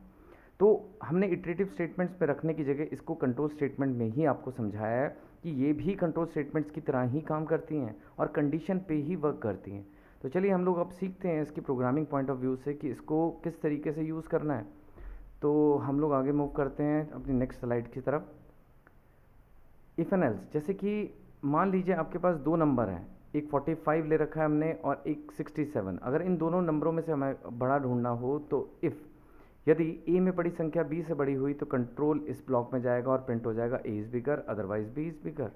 तो इसको एक बार हम लोग अपनी इक्लिप्स आईडी ई पे सीखते हैं कि इफ़ एंड एल्स स्टेटमेंट्स को किस तरीके से यूज़ करना है। तो चलिए हम लोग क्या करेंगे, यहाँ पे इस पैकेज पे राइट क्लिक कर लेते हैं, न्यू पे चलते हैं और हम लोग इफ़ एंड एल्स स्टेटमेंट को यूज़ करते हैं। इफ़ एल्स स्टेटमेंट, और मेन हम लोग बना बनाया ही रख लेते हैं। तो मेन यहाँ पे आ गया, फिनिश हमने कर दिया। और हम लोग अब क्या करेंगे, थोड़ी सी फॉर्मेटिंग हमें करनी है। तो स्टेटमेंट को हमने यहाँ से हटा दिया, कमेंट है, और यहाँ पे हमने इस ब्रेस को नीचे रखा। अब हम चाहते क्या है कि नहीं, दो नंबरों में से बड़ा, तो हम क्या करेंगे, दो वेरिएबल ले लेते हैं, ए और उसमें कोई भी नंबर रख लेते हैं, और बी उसमें कोई और नंबर रख लेते हैं। तो अभी हम यूज़र से नहीं लेंगे, यूज़र से इनपुट करना हम बाद में सीख लेंगे। तो अभी हमने फ़िलहाल अपने हाथ से ही हमने सारे के सारे नंबर रखे हैं। ए में हमने 67 रखा है और बी में 89। तो अब हमें क्या करना है, दो नंबरों में से बड़ा ढूंढना है। तो अब हम क्या करेंगे, अब सिंटेक्स आप ध्यान से देख लें कि ये सिंटेक्स कैसे बनेगा इसका। Syntax mean structure. तो हमने इफ़ एंड एल्स यहाँ पे बना लिया कि यदि ए में बड़ी संख्या बी से क्या हुई, बड़ी, तो कंट्रोल यहाँ मूव करेगा और हम यहाँ प्रिंट करेंगे ए इज़ बिगर, और अदरवाइज यहाँ पे प्रिंट होगा system dot out dot print b is bigger, b is bigger. तो वैसे तो हमें भी यहाँ पे दिख रहा है कि बी बड़ा एलिमेंट है हमारे पास यहाँ पे, बट प्रोग्राम का दिमाग नहीं होता, तो हमें उसका कोड सेट करना पड़ेगा। तो अगर मैं इस कोड को रन करूँ तो आउटपुट हमारे पास 20 बिगर आनी चाहिए। एग्जैक्टली हमने दो नंबरों में से बड़ा ढूंढ लिया है। तो यदि अगर हमें 3 नंबर में से बड़ा ढूंढना होता तब हमें क्या करना है, हम क्या करेंगे, यहाँ पे तीसरा वेरिएबल भी ले लेंगे सी, और उसमें कोई भी नंबर हम रख लेते हैं। तो 3 में से बड़ा ढूंढने के लिए हमें क्या करना पड़ेगा, तो हम लोग एक बार इसकी सेटिंग भी बिठा लेते हैं। हम क्या करेंगे, वही फंडामेंटल जो हमने टर्नरी ऑपरेटर में भी सीखा था, दो एलिमेंट्स की फ़ाइट करेंगे। तो हम लोग क्या करेंगे, दो एलिमेंट की फ़ाइट करेंगे कि यदि ए में बड़ी संख्या बी से क्या हुई, बड़ी, तो हमारा कंट्रोल यहाँ मूव कर जाएगा इस सेक्शन में, और अगर ए बी से बड़ा नहीं हुआ तो हमारा कंट्रोल यहाँ पे मूव कर जाएगा। अगर ए बी से बड़ा हुआ तो हम लोग यहाँ पे आएंगे और दोबारा से इफ़ एंड एल्स का प्रयोग करेंगे, और यहाँ पे हम लोग लिखेंगे अगर ए बी से बड़ा हुआ तो ए की फ़ाइट सी से होनी है। उसी प्रकार से अब हम लोग यहाँ पे भी इसकी कोडिंग सेट करेंगे। तो हम थोड़ा सा पेज को बड़ा कर लेते हैं। तो यहाँ पे हम क्या करेंगे, यहाँ पे भी हम लोग इफ़ एंड एल्स का ही प्रयोग करेंगे। तो इस तरीके से हम लोग यहाँ पे भी इफ़ एंड एल्स लिखेंगे, और यहाँ फाइट होगी बी की सी से।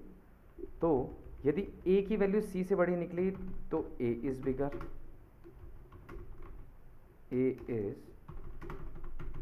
बिगर, और अगर ए सी से बड़ा नहीं निकला तो यहाँ पे प्रिंट होगा हमारे पास सी इज़ बिगर। तो बिल्कुल सही है हमारा कोड यहाँ पे भी। और अगर बी सी से बड़ा निकला तो यहाँ पे होगा बी इज़ बिगर, एग्जैक्टली। तो बी इज़ बिगर, और अगर बी सी से बड़ा नहीं निकला तो यहाँ पे प्रिंट होगा हमारे पास सी इज़ बिगर। तो हम लोग यहाँ पे सी लिख लेते हैं कि सी इज़ बिगर। तो हमारा कोड बिल्कुल सेट हो चुका है कि नहीं, 3 नंबर में से बड़ा ढूंढने के लिए। तो हम लोग इसको बस अब रन करके एक बार देख लेते हैं कि आउटपुट क्या सही आई है कि नहीं।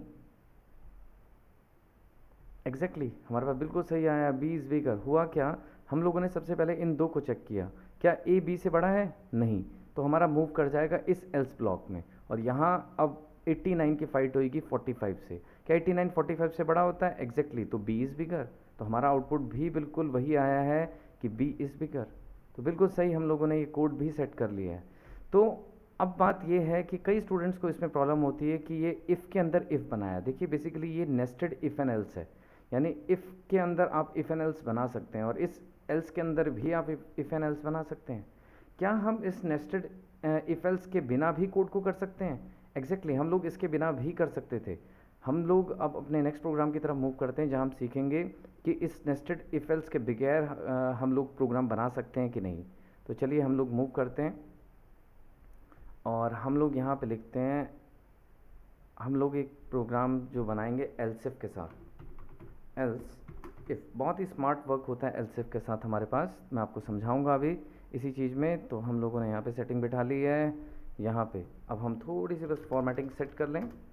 तो इस ब्रेस को बिल्कुल इसके नीचे रख लेते हैं और यहाँ पे हम क्या करेंगे, 3 नंबर ले लेते हैं, A equal to and B equal to और सी इक्वल टू।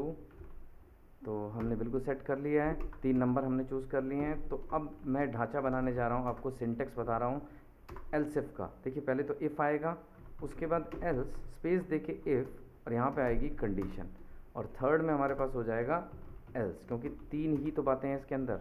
तो देखिए अब हमें करना क्या है, यदि ए में पड़ी संख्या बी से बड़ी, एंड लॉजिकल ऑपरेटर में यूज़ कर रहा हूँ, हमने पहले आपको पढ़ा दिया लॉजिकल ऑपरेटर ऑपरेटर्स के अंदर।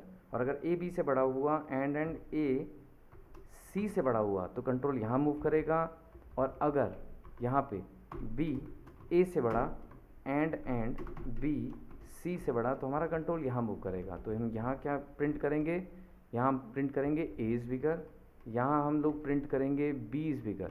तो हम लोग इसको ठीक कर लेते हैं और यहाँ पे आएगा सी इज़ बिगर।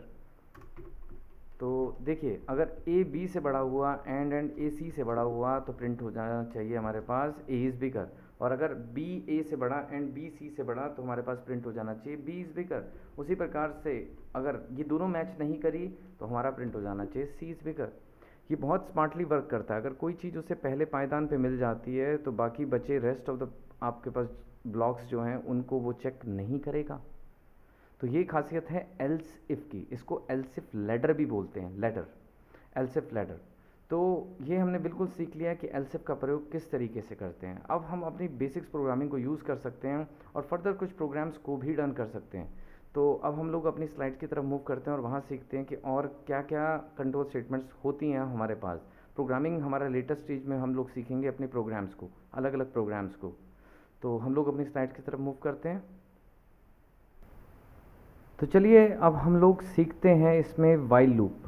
वाइल लूप कैसे काम करेगा, हम फॉर सीख चुके हैं कि फॉर लूप कैसे वर्किंग करता है, और वाइल लूप की वर्किंग को अब हमने समझना है कि वाइल लूप किस तरीके से करता है। देखिए जो काम फॉर से हो सकता है ठीक वो काम वाइल से भी हो सकता है, और जो काम वाइल से हो सकता है ठीक वही काम फॉर लूप से भी हो सकता है।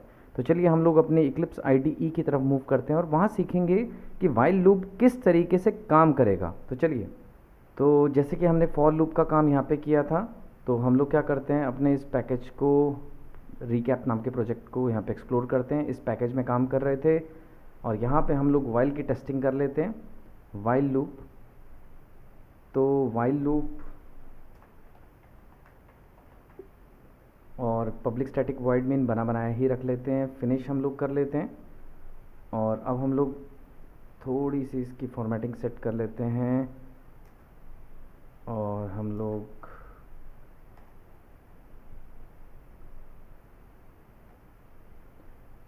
अब हम लोग क्या करेंगे, देखिए हमें 5 बार अगर इस लूप को चलाना है तो हम लोग इनिशियलाइजेशन इसमें बाहर करेंगे, int i equal to 0 while, और इसमें कंडीशन रखेंगे कि जब तक i की वैल्यू छोटी रहेगी 5 से तब तक हमारी गेम ऑन रहेगी, और हमें क्या करना है, प्रिंट करना है i की वैल्यू को, और साथ ही i की वैल्यू को इंक्रीमेंट। देखिए इंक्रीमेंट डिक्रीमेंट करना बहुत ज़रूरी है, नहीं तो लूप इनफाइनाइट बन जाएगा। तो बस अब हमें इसे रन करके देखना है कि क्या ये आउटपुट सही दे रहा है। तो चलिए हम लोग क्या करते हैं, इसे रन, और आउटपुट बिल्कुल सही आ रही है। तो देखिए ये मेरा इनिशियलाइजेशन है। यहाँ पे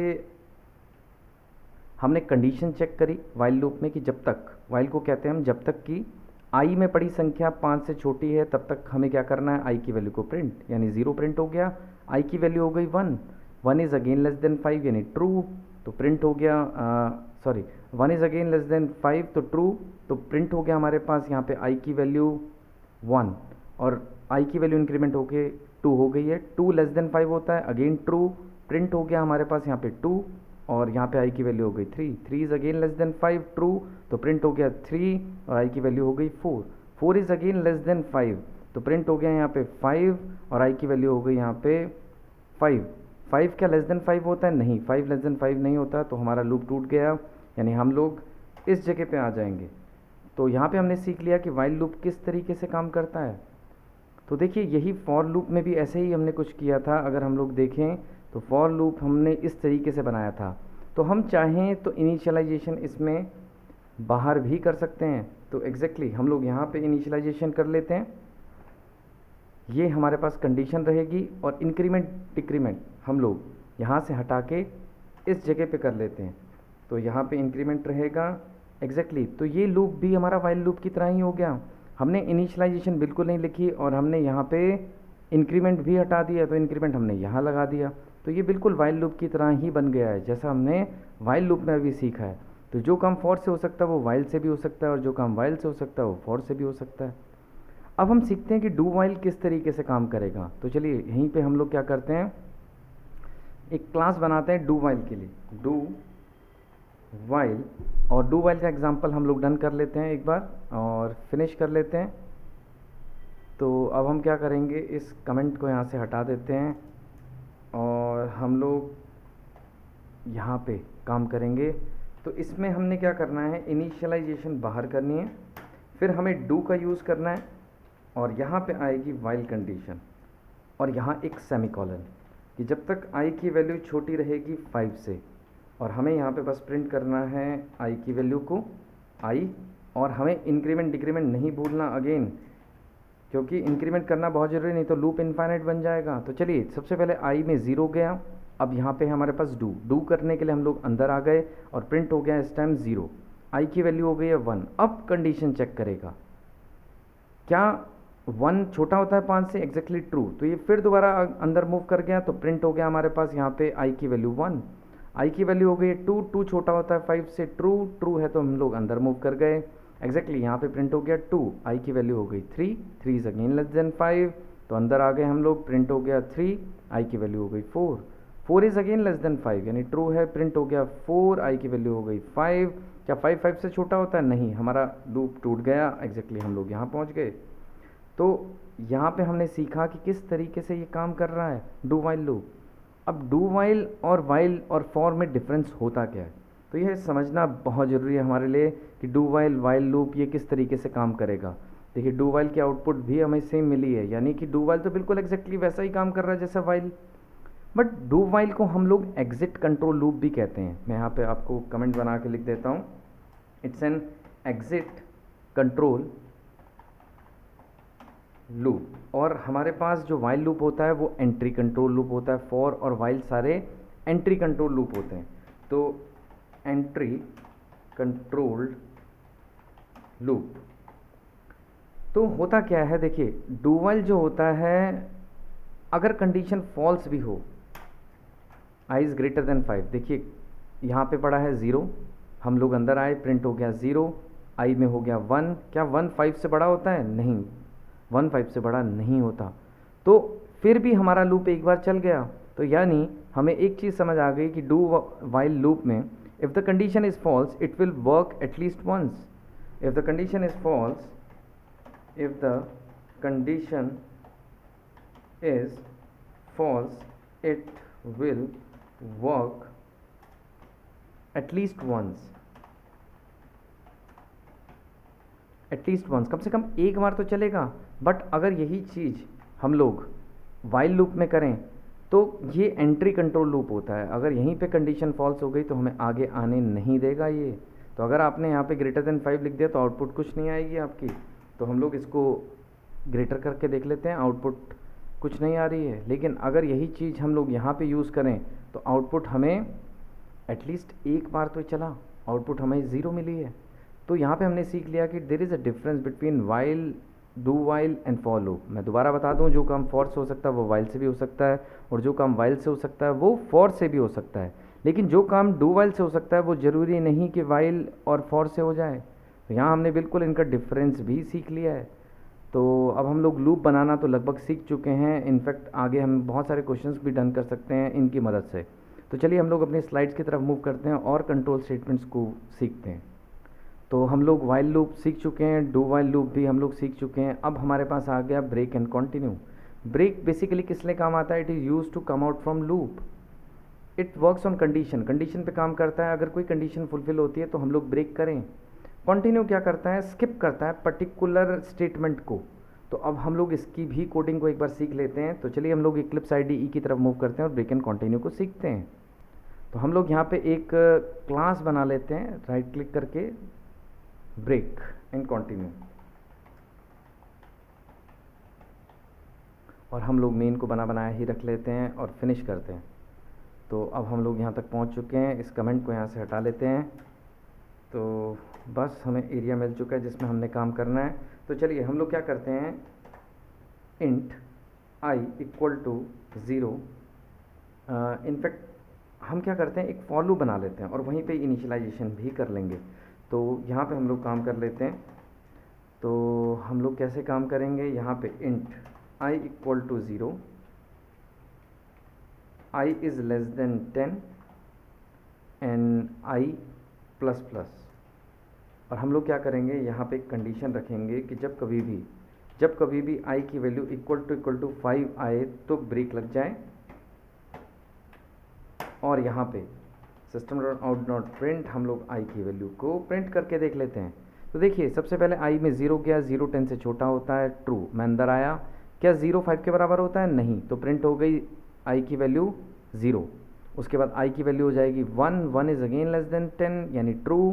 क्या 1 i के बराबर 5 के बराबर होता है, नहीं, अगेन यहाँ पे 1 प्रिंट हो जाएगा, यहाँ पे हो जाएगा 2। तो इस तरीके से चलेगा, लेकिन जैसे ही ये i की वैल्यू 5 करेगा तो लूप हमारा ब्रेक कर जाएगा। तो एग्जैक्टली अगर लूप हमारा ब्रेक कर गया तो हम लोग बाहर आ जाएंगे। तो एग्जैक्टली हमने बिल्कुल सीख लिया है कि ये किस तरीके से काम करेगा। तो अगर हम इसको रन करके देखें तो आउटपुट एग्जैक्टली 0 1 2 3 4। बट अगर हम लोग यहाँ ब्रेक की जगह कंटिन्यू का यूज़ करें तब क्या आउटपुट आएगी उसको एक बार देख लेते हैं। देखिए i equal to 0, i less than 10 यानी 0 10 से छोटा होता है, ट्रू। क्या 0 5 के बराबर होता है, नहीं, प्रिंट हो जाएगा 0। फिर यहाँ पे हो जाएगा 1, 1 क्या आपका 10 से छोटा होता है, एग्जैक्टली 1 10 से छोटा होता है हमारे पास, तो हमारे पास यहाँ पे आउटपुट आ जाएगी 1। फिर नेक्स्ट यहाँ पे हो गया 2, 2 क्या छोटा होता है 10 से, एग्जैक्टली ट्रू होता है। 2 5 के बराबर होता है, नहीं, तो प्रिंट हो गया यहाँ पे 2। अब i की वैल्यू हो गई 3, फिर नेक्स्ट टाइम 4, नेक्स्ट टाइम 5, 5 क्या 5 के बराबर होता है, एग्जैक्टली, तो यहाँ पे कंटिन्यू कर जाएगा, यानी ये आगे मूव कर जाएगा, यहाँ पे ये आगे जाने नहीं देगा आपको यहाँ पे, यानी 5 के मामले में ये स्किप करेगा। तो चलिए हम लोग क्या करते हैं, इसको रन करके एक बार देख लेते हैं कि क्या आउटपुट सही आई है। हमें जो आउटपुट इस टाइम मिलेगी, अब हमारा एक मिस हो गया यहाँ पे स्टेटमेंट, तो हम लोग देख लेते हैं कि हमारी जो आउटपुट आ रही है 0 1 2 3 4, बट 5 के मामले में स्किप कर गया और हमें यहाँ पे ये 6 7 8 9 दे रहा है। तो एग्जैक्टली हमने सीख लिया कि अगर कोई पर्टिकुलर चीज़ पे हमने स्किप करना है तो एग्जैक्टली हम लोग इसका भी यूज़ कर सकते हैं, और आगे भी हम लोग इसका यूज़ करेंगे। कंटिन्यू का भी यूज़ काफ़ी किया जाता है अपनी प्रोग्रामिंग्स में। तो हमने बिल्कुल सीख लिया है कि फॉर लूप और कंटिन्यू। फॉर लूप में हम ब्रेक एंड कंटिन्यू को किस तरीके से यूज़ करेंगे, और break and continue is basically used in loops में यूज़ किया जाता है। तो चलिए हम लोग अपनी अब स्लाइड्स की तरफ मूव करते हैं और कंट्रोल स्टेटमेंट्स को सीखते हैं, देखते हैं उनमें और क्या क्या स्टेटमेंट्स हैं। नेक्स्ट है हमारे पास स्विच स्टेटमेंट। स्विच स्टेटमेंट किस तरीके से काम करती है, देखिए ये मेन्यू ड्रिवन प्रोग्राम्स को बनाने के काम आती है। जैसे अगर 1 दबाएंगे तो संडे प्रिंट हो, 2 दबाएंगे तो मंडे, 3 दबाएंगे तो ट्यूसडे। तो इस तरीके से आप काम कर सकते हैं स्विच के थ्रू। तो स्विच हमारा मेन्यू ड्रिवन प्रोग्राम बनाने के काम आता है। तो चलिए हम लोग मूव करते हैं और अपनी Eclipse IDE पे इसको भी सीख लेते हैं कि स्विच स्टेटमेंट किस तरीके से काम करेगी। तो चलिए, तो हम लोग यहाँ पे इस पैकेज पे राइट क्लिक करते हैं, एक क्लास बना लेते हैं स्विच एग्जाम्पल, और यहाँ पे मेन को बनाया ही रख लेते हैं एंड फिनिश। थोड़ी सी फॉर्मेटिंग सेट कर लेते हैं। अब हम लोग क्या करते हैं, यहाँ पे एक इंटीजर बनाते हैं चॉइस नाम से, और चॉइस में कोई भी नंबर आप लोग दे सकते हैं। फिलहाल हमने 2 दिया है। तो हमने क्या करना है, इस स्विच को यूज़ करना है और इस चॉइस को इसमें पास करना है। मैं दोबारा बता दूं आपको, चॉइस को इसमें पास करना है आपने, और इसके अंदर बनते हैं केसेस। तो जैसे मैंने यहाँ पे बनाया केस 1 और यहाँ प्रिंट किया संडे, यहाँ बनेगा हमारे पास केस 2 कॉलन, और यहाँ हम प्रिंट करेंगे मंडे, और उसी प्रकार से यहाँ बनेगा केस 3 और यहाँ हम प्रिंट कर लेते हैं एक बार ट्यूसडे। और अगर यूज़र 1 ना ही 2 ना ही 3 अगर दबाए, अगर 4 दबाए या 5 दबाए या 6 दबाए, तो हमें डिफ़ॉल्ट वैल्यू आ जाए। और डिफ़ॉल्ट में हम लोग यहाँ प्रिंट लगा लेते हैं रॉन्ग सिलेक्शन। तो हम लोग इसको यूज़ कर लेते हैं wrong selection SYSOUT system dot out dot print, और यहाँ पे लिख लेते हैं। तो हम लोग इस प्रोग्राम को रन कर चुके हैं। तो देखिए हमने किया क्या, हमने एक वेरिएबल लिया चॉइस नाम से जिसमें हमने 2 रखा हुआ है, इस 2 को हमने फ़िलहाल इसमें पास किया है, तो देखिए डायरेक्टली 2 के पास आ जाएगा और प्रिंट करेगा मंडे। तो इसी तरीके से हमने सेट किया है। देखिए हम यूज़र से भी ले सकते हैं, बस फ़िलहाल हम लोग अभी अपने हाथ से ही यूज़ करेंगे इसको। तो कंट्रोल एस कर लेते हैं और एक बार इसको रन करते हैं। बट ये तो मंडे ट्यूसडे वेडनेसडे भी कर रहा है, क्योंकि हमने ब्रेक स्टेटमेंट का यूज़ नहीं किया। तो ब्रेक स्टेटमेंट स्विच में भी यूज़ की जाती हैं। तो देखिए हमने करना क्या, देखिए वो मंडे तक तो पहुंचा बट इस स्विच से बाहर नहीं निकल पाया, तो वो आगे मूव कर गया ट्यूसडे और रॉन्ग सिलेक्शन के पास भी। इसलिए हमारी जो आउटपुट आई कुछ इस प्रकार से आई। तो हमें जिस चीज़ का यूज़ करना है वो है ब्रेक, और बस हमें इसका यूज़ करके इसको ब्रेक करवाना है। तो और डिफ़ॉल्ट में लगाने की ज़रूरत नहीं है, फ़िलहाल हम इसको रन करके देख लेते हैं। एग्जैक्टली बिल्कुल सही हमें आउटपुट आई। अगर मैं यहाँ पे 3 डालूँगा तो हमें आउटपुट आएगी यहाँ पे Tuesday. Exactly Tuesday is the answer. तो हम बिल्कुल सीख चुके हैं यहाँ पे कि किस तरीके से स्विच स्टेटमेंट, कंट्रोल स्टेटमेंट है हमारी स्विच भी, तो हमने स्विच स्टेटमेंट को भी बनाना सीख लिया है। तो अब हम लोग कुछ फर्दर कुछ क्वेश्चंस को लेके अब हम लोग डील करेंगे, जिसमें हम लोग लूप्स का भी यूज़ कर लेंगे और इनफैक्ट डुअल लूप का भी यूज़ करेंगे। तो चलिए हम लोग अब मूव करेंगे अपने नेक्स्ट फीचर्स की तरफ, जिसमें हम लोग इनको प्रोग्राम्स के थ्रू सिखाने की कोशिश करेंगे। तो चलिए, तो अब हम लोग स्टार्ट करेंगे अपने प्रोग्रामिंग सीरीज़ को इसमें ही। तो आगे कंटिन्यू करते हैं लूप्स के ऊपर। Factorial of a number in Java. देखिए फैक्टोरियल निकालना है मुझे। एक नंबर मैंने इनपुट किया 4 और उसकी आउटपुट आनी चाहिए 24। देखिए 4 इंटू 3 इंटू 2 इंटू 1 अगर हम करेंगे तो आउटपुट आ जाएगी 24। उसी तरीके से अगर हम 5 इनपुट करते तो आउटपुट आनी थी 120। 5 इंटू 4 इंटू 3 इंटू 2 इंटू 1। तो इस तरीके के प्रोग्राम्स को करने के लिए वी नीड लूप्स। क्यों? क्योंकि हमें बार बार मल्टीप्लाई करना है। जब एक जैसा काम बार बार करना हो तो वी नीड फॉर लूप और अ वाइल लूप और a do while loop. Depend upon the situation, situation पे डिपेंड करेगा कि आप कौन सा लूप यूज़ करना चाहते हैं। तो चलिए हम लोग मूव करते हैं अपनी क्लिप्स आईडी पे, वहाँ सीखेंगे कि ये प्रोग्राम कैसे रन करें। तो चलिए हम लोग क्या करते हैं, टेस्टिंग पे राइट क्लिक करते हैं, न्यू पे चलते हैं, क्लास में जाते हैं और इसका नाम रख लेते हैं फैक्टोरियल। और पब्लिक स्टैटिक वॉइड मेन बना बनाया ही मिल जाएगा हमें। हमें क्या करना है, बस इस कमेंट को यहाँ से हटाना है। अब हमें करना क्या है, देखिए एक नंबर हम लोग चुन लेते हैं नम। देखिए नंबर हम लोग यूज़र से भी ले सकते हैं। तो यूज़र से लेने के लिए हमें क्या करना पड़ेगा, स्कैनर नाम की क्लास का यूज़ करना पड़ेगा। लेकिन ये जो स्कैनर नाम की क्लास है ये यूटिल नाम के पैकेज में आती है, यूटिल। तो हमें क्या करना है, उस पैकेज को इंपोर्ट करना पड़ेगा। तो हम क्या करेंगे, import Java dot यूटिल dot star. तो हम क्या करेंगे, अब स्कैनर नाम की क्लास का यूज़ कर लेते हैं। स्कैनर उसका ऑब्जेक्ट ले लेते हैं। देखिए ये पैकेज है, it's a pre defined package यूटिल नाम का। इस पैकेज में पड़ा है हमारी क्लास। तो पैकेज क्या होता है, package is basically contain classes. इसके अंदर और भी बहुत सारी क्लासेस हैं, इसलिए मैंने सब के सब क्लासेस का यूज़ मैं कर सकता हूँ, इसलिए मैंने यहाँ पे यूज़ किया है स्टार का। तो मैं अब इस क्लास का ऑब्जेक्ट बनाऊँगा, ओबीजे नाम से बना लेते हैं। Equal to new, equal to new scanner और सिस्टम डॉट इन। स्कैनर के अंदर सिस्टम डॉट इन। तो हम लोग यहाँ पे यूज़ कर लेंगे सिस्टम,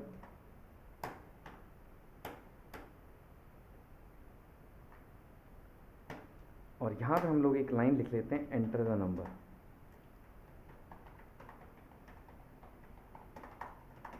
एंटर द नंबर। अब हम लोग यहाँ पे यूज़र के द्वारा, देखिए हमने क्लास का यूज़ किया स्कैनर और उसका ऑब्जेक्ट बनाया ओबीजे।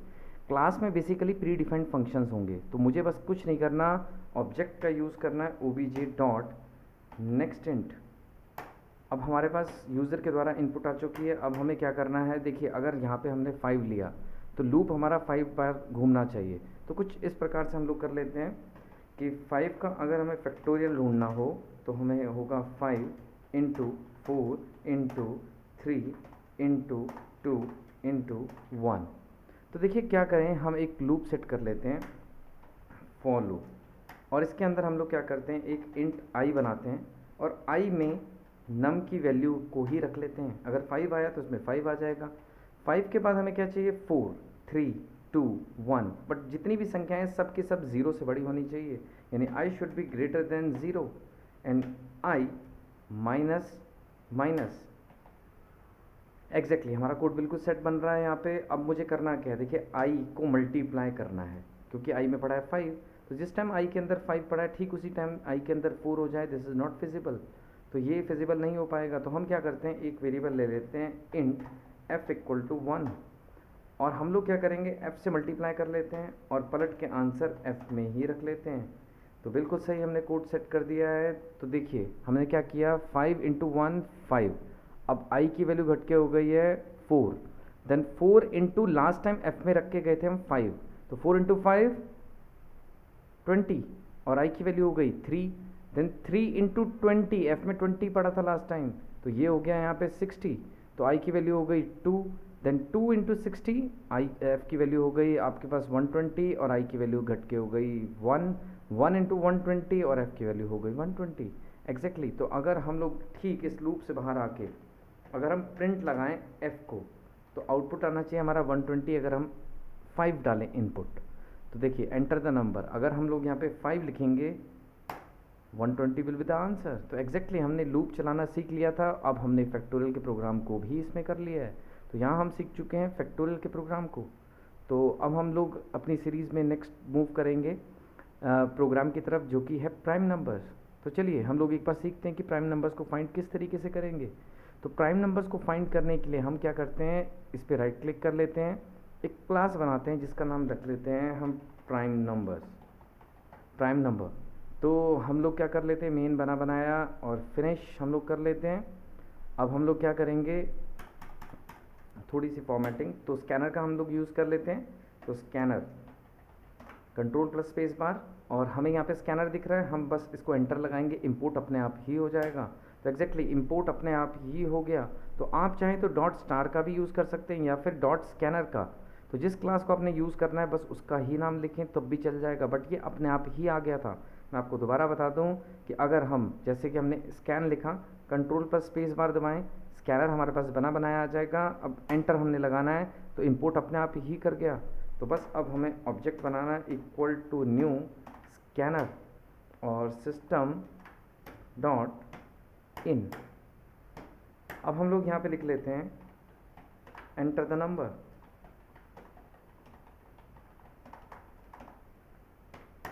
हम लोग यहाँ पे एक नम ले लेते हैं और नम को हम लोग इनपुट करा लेंगे यूज़र के द्वारा, यानी obj dot next int. Integer में इनपुट लेने के लिए हम लोग इस तरीके को यूज़ करेंगे, इस फंक्शन को यूज़ किया हमने नेक्स्ट इंट। तो नंबर हमारे पास आ गया। अब प्राइम नंबर की विधि क्या होती है, प्राइम नंबर को फाइंड करना है कि वेदर इट इज़ प्राइम और नॉट। तो हमें क्या करना है, देखिए ये नंबर 1 से भी पूरी तरीके से डिवाइड हो जाएगा और इनफैक्ट नम से भी पूरी तरीके से, यानी जो भी नम में होगा उससे भी पूरी तरीके से।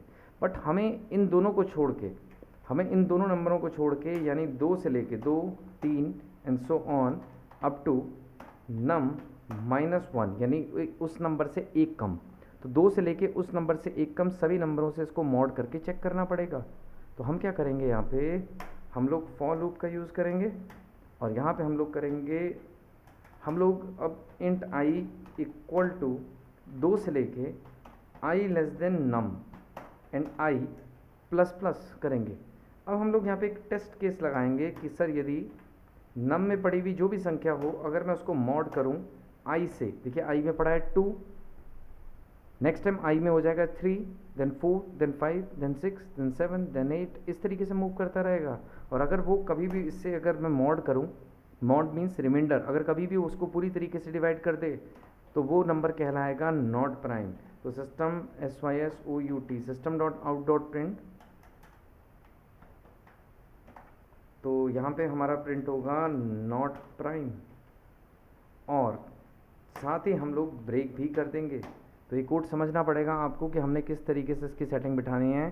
तो हम लोग क्या करेंगे, कोई भी नंबर जो भी होगा, लेट्स से एग्जांपल अगर 7 है तो 7 क्या 2 से होता है, नहीं, तो अगली बार आई की वैल्यू हो जाएगी 3। 7 क्या 3 से होता है, नहीं, 7 4 से नहीं, 5 से नहीं, 6 से नहीं, और लास्ट टाइम यहाँ पे 7 हो जाएगी, और 7 7 से छोटा नहीं होता।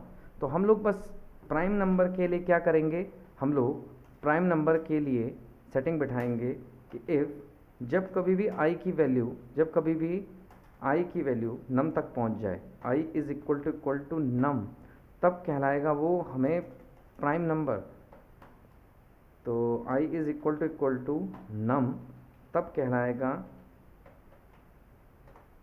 Prime number. बट अभी भी ये एरर यहाँ पे शो हो रहा है, एक बार चेक कर लेते हैं। एरर है I can not resolve to a variable. Exactly आई बना ही इस लूप के अंदर है, तो इस लूप के बाहर यानी आई का स्कोप हम इस लूप के अंदर ही यूज़ कर सकते हैं आई को, इसके बाहर आई का यूज़ नहीं कर सकते। तो हम क्या करते हैं, आज इंट आई को हम लोग बाहर बना लेते हैं। तो आप लोग बना सकते हैं आई इक्वल टू 2 सेट कर सकते हैं। तो हम लोग इस चीज़ को छोड़ भी सकते हैं इनफैक्ट, तो मैंने आपको पहले भी समझाया था लूप में, तो आप लोग इसको छोड़ भी सकते हैं कंट्रोल एस। तो अब हम लोग अगर इसको टेस्ट करें तो हमारा प्रोग्राम बिल्कुल सेट हो जाएगा। तो हम लोग एक बार नंबर चेक कर लेते हैं, enter the number 7, 7 is prime number. And अगर मैं 25 को यहाँ पे चेक करूँ, 25 2 से नहीं कटेगा, 3 से नहीं, 4 से नहीं, बट 5 से पूरी तरीके से कट जाएगा। नॉट प्राइम ब्रेक, तो आई में तो 5 था और नम में 25, तो ये मैच नहीं कर पाएगा बाहर आके, तो नॉट प्राइम प्रिंट होना चाहिए। एग्जैक्टली हमारा बिल्कुल सही आंसर आया नॉट प्राइम। तो हम इस प्रोग्राम को भी डन कर चुके हैं अपने लूप की मदद से। तो ये फॉर लूप को हमने यूज़ किया। तो नेक्स्ट हम लोग मूव करेंगे अपना, जिसमें हम लोग और भी लूप्स की प्रॉब्लम्स को एक बार डिस्कस करेंगे। तो चलिए हम लोग मूव करते हैं अपने नेक्स्ट प्रोग्राम की तरफ। तो अभी तक हम लोग सीख चुके हैं कि प्राइम नंबर्स को कैसे फाइंड किया जाता है लूप की मदद से जावा में। तो अब हम लोग सीखेंगे कि किन्हीं दो नंबरों के बीच में कैसे फाइंड किए जाते हैं, कि प्राइम नंबर्स कैसे निकलेंगे। 2 to 10 के बीच में जैसे हमने एग्जांपल लिया है, तो 2 to 10 के बीच में जो एग्जांपल है हमारे पास 2, 3, 5 and 7, these are the prime numbers. तो इस तरीके के प्रोग्राम को करने के लिए हमें डुअल लूप की ज़रूरत पड़ेगी, यानी नेस्टेड लूप, यानी लूप इनसाइड अ लूप। तो चलिए हम लोग अपने इक्लिप्स आईडीई की तरफ मूव करते हैं और वहाँ सीखेंगे कि किन्हीं दो नंबर के बीच में कैसे फाइंड किया जाएगा। तो जैसे कि हम लोग अपने इक्लिप्स आईडीई पे आ गए हैं, हम लोग इस पैकेज में काम कर रहे थे रिकैप, और इसमें हम लोग जावा रिकैप में टेस्टिंग में हम लोग क्या करते हैं, अभी राइट क्लिक कर लेते हैं और न्यू पे चलते हैं और यहाँ पे हम लोग एक क्लास चूज़ कर लेते हैं प्राइम नंबर्स, और मेन को हम लोग बनाया ही रख लेते हैं और फिनिश। अब हमारे पास इस एरिया में हमें अपने के कोड को यहाँ पे लिखना है, तो हम थोड़ी सी फॉर्मेटिंग को सेट कर लेते हैं और उसके अकॉर्डिंग हम लोग इसको सेट करेंगे। तो देखिए हमें क्या करना है कि नहीं, दो नंबरों के बीच में प्राइम नंबर्स को फाइंड करना है। तो उसे करने से पहले हमें किसी एक नंबर को प्राइम नंबर चेक करना आना चाहिए कि वेदर इट इज़ प्राइम और नॉट, और हम ये प्रोग्राम इससे पहले बना चुके हैं। तो हम क्या करेंगे, कोई एक नंबर चूज़ करेंगे जिनके बीच में हमने देखना है। तो लेट्स टेक एन एग्जांपल 7। तो क्या 7 प्राइम होता है कि नहीं, इसका कोड हम लोग इससे पहले बना चुके हैं। तो हम क्या करेंगे, simple int i equal to 2 से लेके i is less than num and i plus plus. यदि इस नंबर को हम लेके चले, अगर हम इसे मॉड करें, देखिए सबसे पहले 2 से, फिर 3 से, फिर 4 से, 5 से, तो हम i से चेक कर लेते हैं, और अगर उसका उत्तर 0 के बराबर आ जाए तो यहाँ पे प्रिंट होगा system dot print not prime. और यहाँ पे अब हम लोग चेक लगाएंगे कि जब कभी भी i की वैल्यू नम तक पहुँच जाए तब कहलाता है वो प्राइम नंबर, यानी SYSOUT system dot print prime number. ये कोड हमने अभी थोड़ी देर पहले बनाया था, बट ये एरर हमने पहले भी आपको बताया कि आपको i स्कोप के बाहर लिखना पड़ेगा, क्योंकि i आपने यहाँ बनाया है और जिसका स्कोप केवल इसी लूप तक सीमित है। तो आप क्या करेंगे, i को बाहर बना लेंगे, int i equal to 2 set कर लेते हैं, और यहाँ पे हम इंट हटा लेते हैं। और इनफैक्ट इसको करने की ज़रूरत फ़िलहाल तो है, अभी तो फ़िलहाल हम इसको लिख लेते हैं। तो अभी हम लोग इसको टेस्ट करेंगे। एग्जैक्टली 7 प्राइम होता है, और अगर हम 27 के लिए टेस्ट करें, 27 के लिए, तो 27 क्या होगा, देखिए 2 बार नॉट प्राइम उसके बाद प्राइम, क्योंकि हमने ब्रेक का यूज़ नहीं किया। तो ब्रेक बहुत इंपॉर्टेंट कंडीशन है कि ब्रेक लगाना हमारे लिए ज़रूरी है कि जब कभी भी नॉट प्राइम मिले तो आगे चेक वो ना करे, क्योंकि 27 3 से पूरी तरीके से मॉड हो जाता है। तो डेफिनेटली वो हमें नॉट प्राइम देगा और ब्रेक कर देगा। लेकिन अगर हम ब्रेक नहीं लिखते तो वो 9 से भी इसको टेस्ट करेगा, और 9 से भी वो पूरी तरीके से कट जाएगा 27। तो इसीलिए 2 बार नॉट प्राइम आया है। तो अब हम लोग एक बार आउटपुट को चेक कर लेते हैं, नॉट प्राइम एग्जैक्टली। तो हमारा कोड बिल्कुल सेट हो गया है किसी एक नंबर के लिए। अब हम क्या करेंगे, जो भी हमारा ये कोड है इसको हम लोग टैब से थोड़ा सा अंदर कर लेते हैं, और हम इसके बाहर एक लूप सेट करते हैं कि 2 नंबर के बीच में हमने सेट करना है। तो हम क्या करते हैं, हम लोग ये फॉर लूप बना चुके हैं। तो अब हम क्या करेंगे, इसके बाहर यानी ठीक यहाँ पे इस कोड को सेट करेंगे। तो हमने क्या करना है, इंट नम इक्वल टू 2 से लेके num less than equal to 100 and num plus plus. तो हम लोग एक बार टेस्ट कर लेते हैं। अब ये लाइन लिखने की हमें ज़रूरत नहीं है एग्जैक्टली और हम लोग वो नंबर प्रिंट करेंगे। नॉट प्राइम हमें चाहिए नहीं, तो हम इसे हटा ही देते हैं। और इनफैक्ट हमें वो नंबर प्रिंट करना है, तो हम क्या करेंगे, यहाँ पे प्राइम नंबर लिखाने की जगह हम लोग लिख देंगे उस नंबर को प्रिंट करें। तो हम लोग बस इस एलन को हटा देते हैं यहाँ से और प्लस का निशान लगा के कनकेटिनेट कर देते हैं स्पेस। तो हम लोग अब देख लेते हैं यहाँ पे आउटपुट क्या आई है। एग्जैक्टली हमारी आउटपुट बिल्कुल ठीक आई है। 2 से लेके 100 के बीच में ये सारे के सारे प्राइम नंबर्स होते हैं। तो अब हमने सेट कर दिया है कि 2 से लेके 100 के बीच में, हम चाहें तो सेट कर सकते हैं यूज़र के द्वारा भी। तो हम लोग यहाँ पे स्कैनर ले लेते हैं। Scanner s equal to new scanner system dot in और यहाँ पे हम लिखते हैं एंटर फर्स्ट नंबर।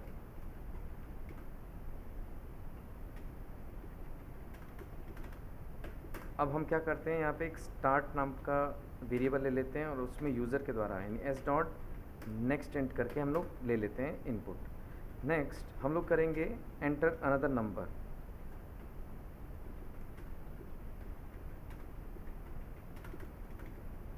और यहाँ पे हम लोग ले लेते हैं एक इंट एंड। स्टार्ट ले लिया था हमने इससे पहले और एंड को भी हम लोग ले चुके हैं, एस डॉट नेक्स्ट इंट। और हम क्या करते हैं, यहाँ पे 2 की जगह स्टार्ट लिख लेते हैं और एंड की जगह यहाँ पे 100 की जगह एंड। और इस प्रोग्राम को चला के देखते हैं कि क्या ये किन्हीं 2 नंबर के बीच में सेटिंग पूरी बिठा रहा है। तो एग्जैक्टली यहाँ पे हम लोग क्या करते हैं, स्टार्ट ले लेते हैं जी 10 टू 50।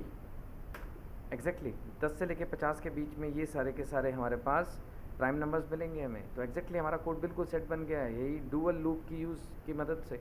तो हमने क्या किया, सबसे पहले यहाँ पे 10 ले लिया। 10 छोटा होता है 50 से, ट्रू, वो अंदर आया। अंदर आके हमने चेक किया, आई में 2 गया, 2 छोटा होता है 10 से, ट्रू। 10 के 2 से पूरी तरीके से मॉड हो जाता है। एग्जैक्टली ब्रेक लग गया और हम लोग बाहर आ गए।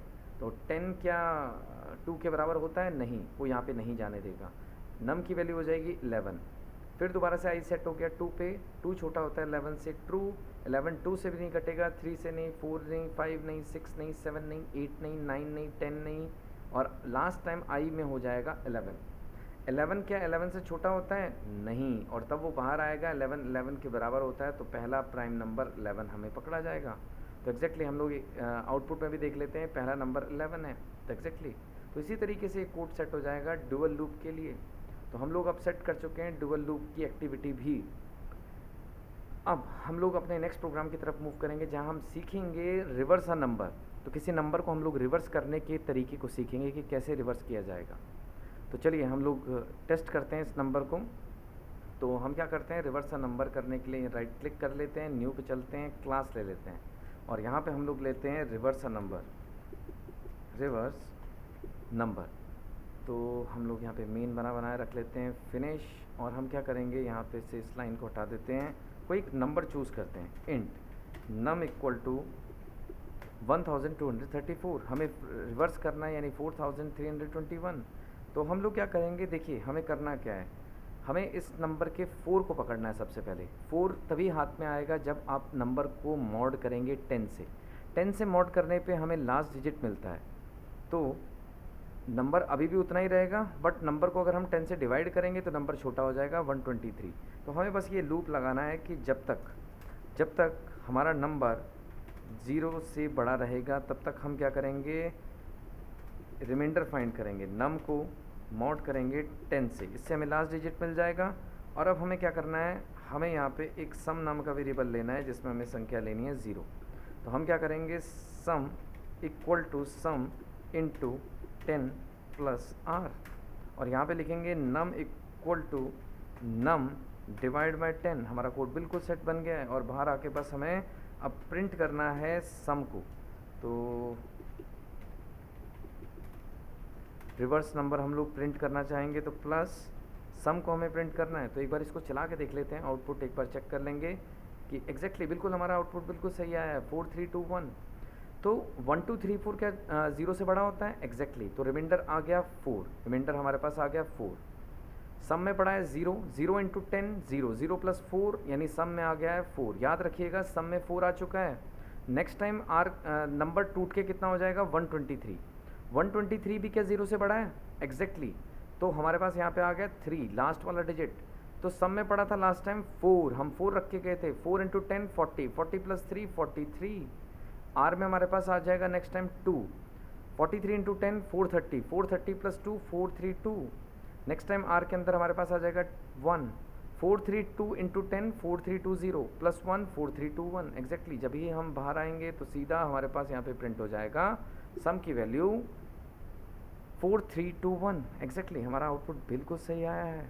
तो यहाँ तक हम लोग सीख चुके हैं कि किस तरीके से हम लोग लूप्स का यूज़ कर सकते हैं। और in fact for loop while loop में डिफरेंस कुछ नहीं होता है। बिल्कुल आप इस प्रोग्राम को फॉर लूप से भी कर सकते हैं। हमने भी इस कोड को अपने सीरीज़ में रखा था। तो अगर आपको देखना है तो आप हमारी सीरीज़ में प्लेलिस्ट में जाके चेक कर सकते हैं कि रिवर्स नंबर फॉर लूप के द्वारा कैसे किया जा सकता है। तो यहाँ तक हम सीख चुके हैं कि लूप्स का यूज़ कैसे करना है। तो अब हम लोग अपनी नेक्स्ट एक्टिविटी की तरफ मूव करेंगे जहाँ हम सीखेंगे एरे। एरे कैसे बनाया जाता है जावा में, और एरे में एलिमेंट्स को किस तरीके से रखा जाता है। तो देखिए एरे होता क्या है? Array is basically use to store similar type of data elements. तो हम क्या करेंगे, इस पर राइट क्लिक करते हैं, न्यू पे जाते हैं, क्लास array1। तो this is array1 and public static wide main and finish. हम क्या करेंगे यहाँ पे बिल्कुल वही फॉर्मेटिंग थोड़ी सी सेट कर लेते हैं। हम लोग यहाँ पे एक एरे बनाने लगे हैं, एक ARR नाम का एरे। भले चाहे आप जो मर्जी नाम दें, मैंने उसका नाम ARR रखा है। लेकिन ये जो आपके सामने मैंने ब्रैकेट्स का यूज़ किया है तो इससे डिनोट होता है कि हमने एरे बना लिया है। तो array is equal to new int 5। तो मैंने 5 का एरे ले लिया है। तो एरे होता क्या है? Array is use to store similar type of data elements. Array हम लोग बना चुके हैं। देखिए ये एरे हमने इंटीजर प्रकार का बनाया है तो सारे एलिमेंट इंटीजर प्रकार के ही आएंगे। अब हम लोग स्कैनर ले लेते हैं। Scanner s equal to new scanner system dot in. और हम क्या करेंगे, अब यूज़र के द्वारा इनपुट कराएंगे, यानी SYSOUT system dot print enter the elements. और हम लोग यहाँ पे क्या करेंगे, इनपुट कराएंगे एलिमेंट्स को। तो हम लोग कैसे करेंगे, एक फॉर लूप लगा लेते हैं और यहाँ पे हम लोग लिखते हैं int i equal to 0, i less than array dot length. देखिए आप यहाँ पे 5 भी लिख सकते हैं डायरेक्टली, क्योंकि आपने एरे 5 का ही लिया था। तो भले चाहे आप 5 एलिमेंट रखाएं या 4 या 3 या 2, आपकी मर्जी, बट आप 6 एलिमेंट नहीं रखा सकते क्योंकि एरे का साइज़ 5 है। तो हमने क्या किया, i less than array dot length, क्योंकि एरे डॉट लेंथ, ये लेंथ प्री डिफाइंड आपके पास वेरिएबल इन्होंने प्रोवाइड कर रखा है जावा ने, तो ये बता देगा आपको कि कितने का एरे है ये। तो बस अब हमें क्या करना है, i प्लस प्लस, और अब हम एरे में इनपुट कराएंगे यूज़र के द्वारा, यानी array of i equal to s dot next int. तो ये लूप चलता रहेगा और ये इनपुट सारे एलिमेंट ले लेगा। और हम लोग अब प्रिंट करके देख लेते हैं कि एलिमेंट्स आर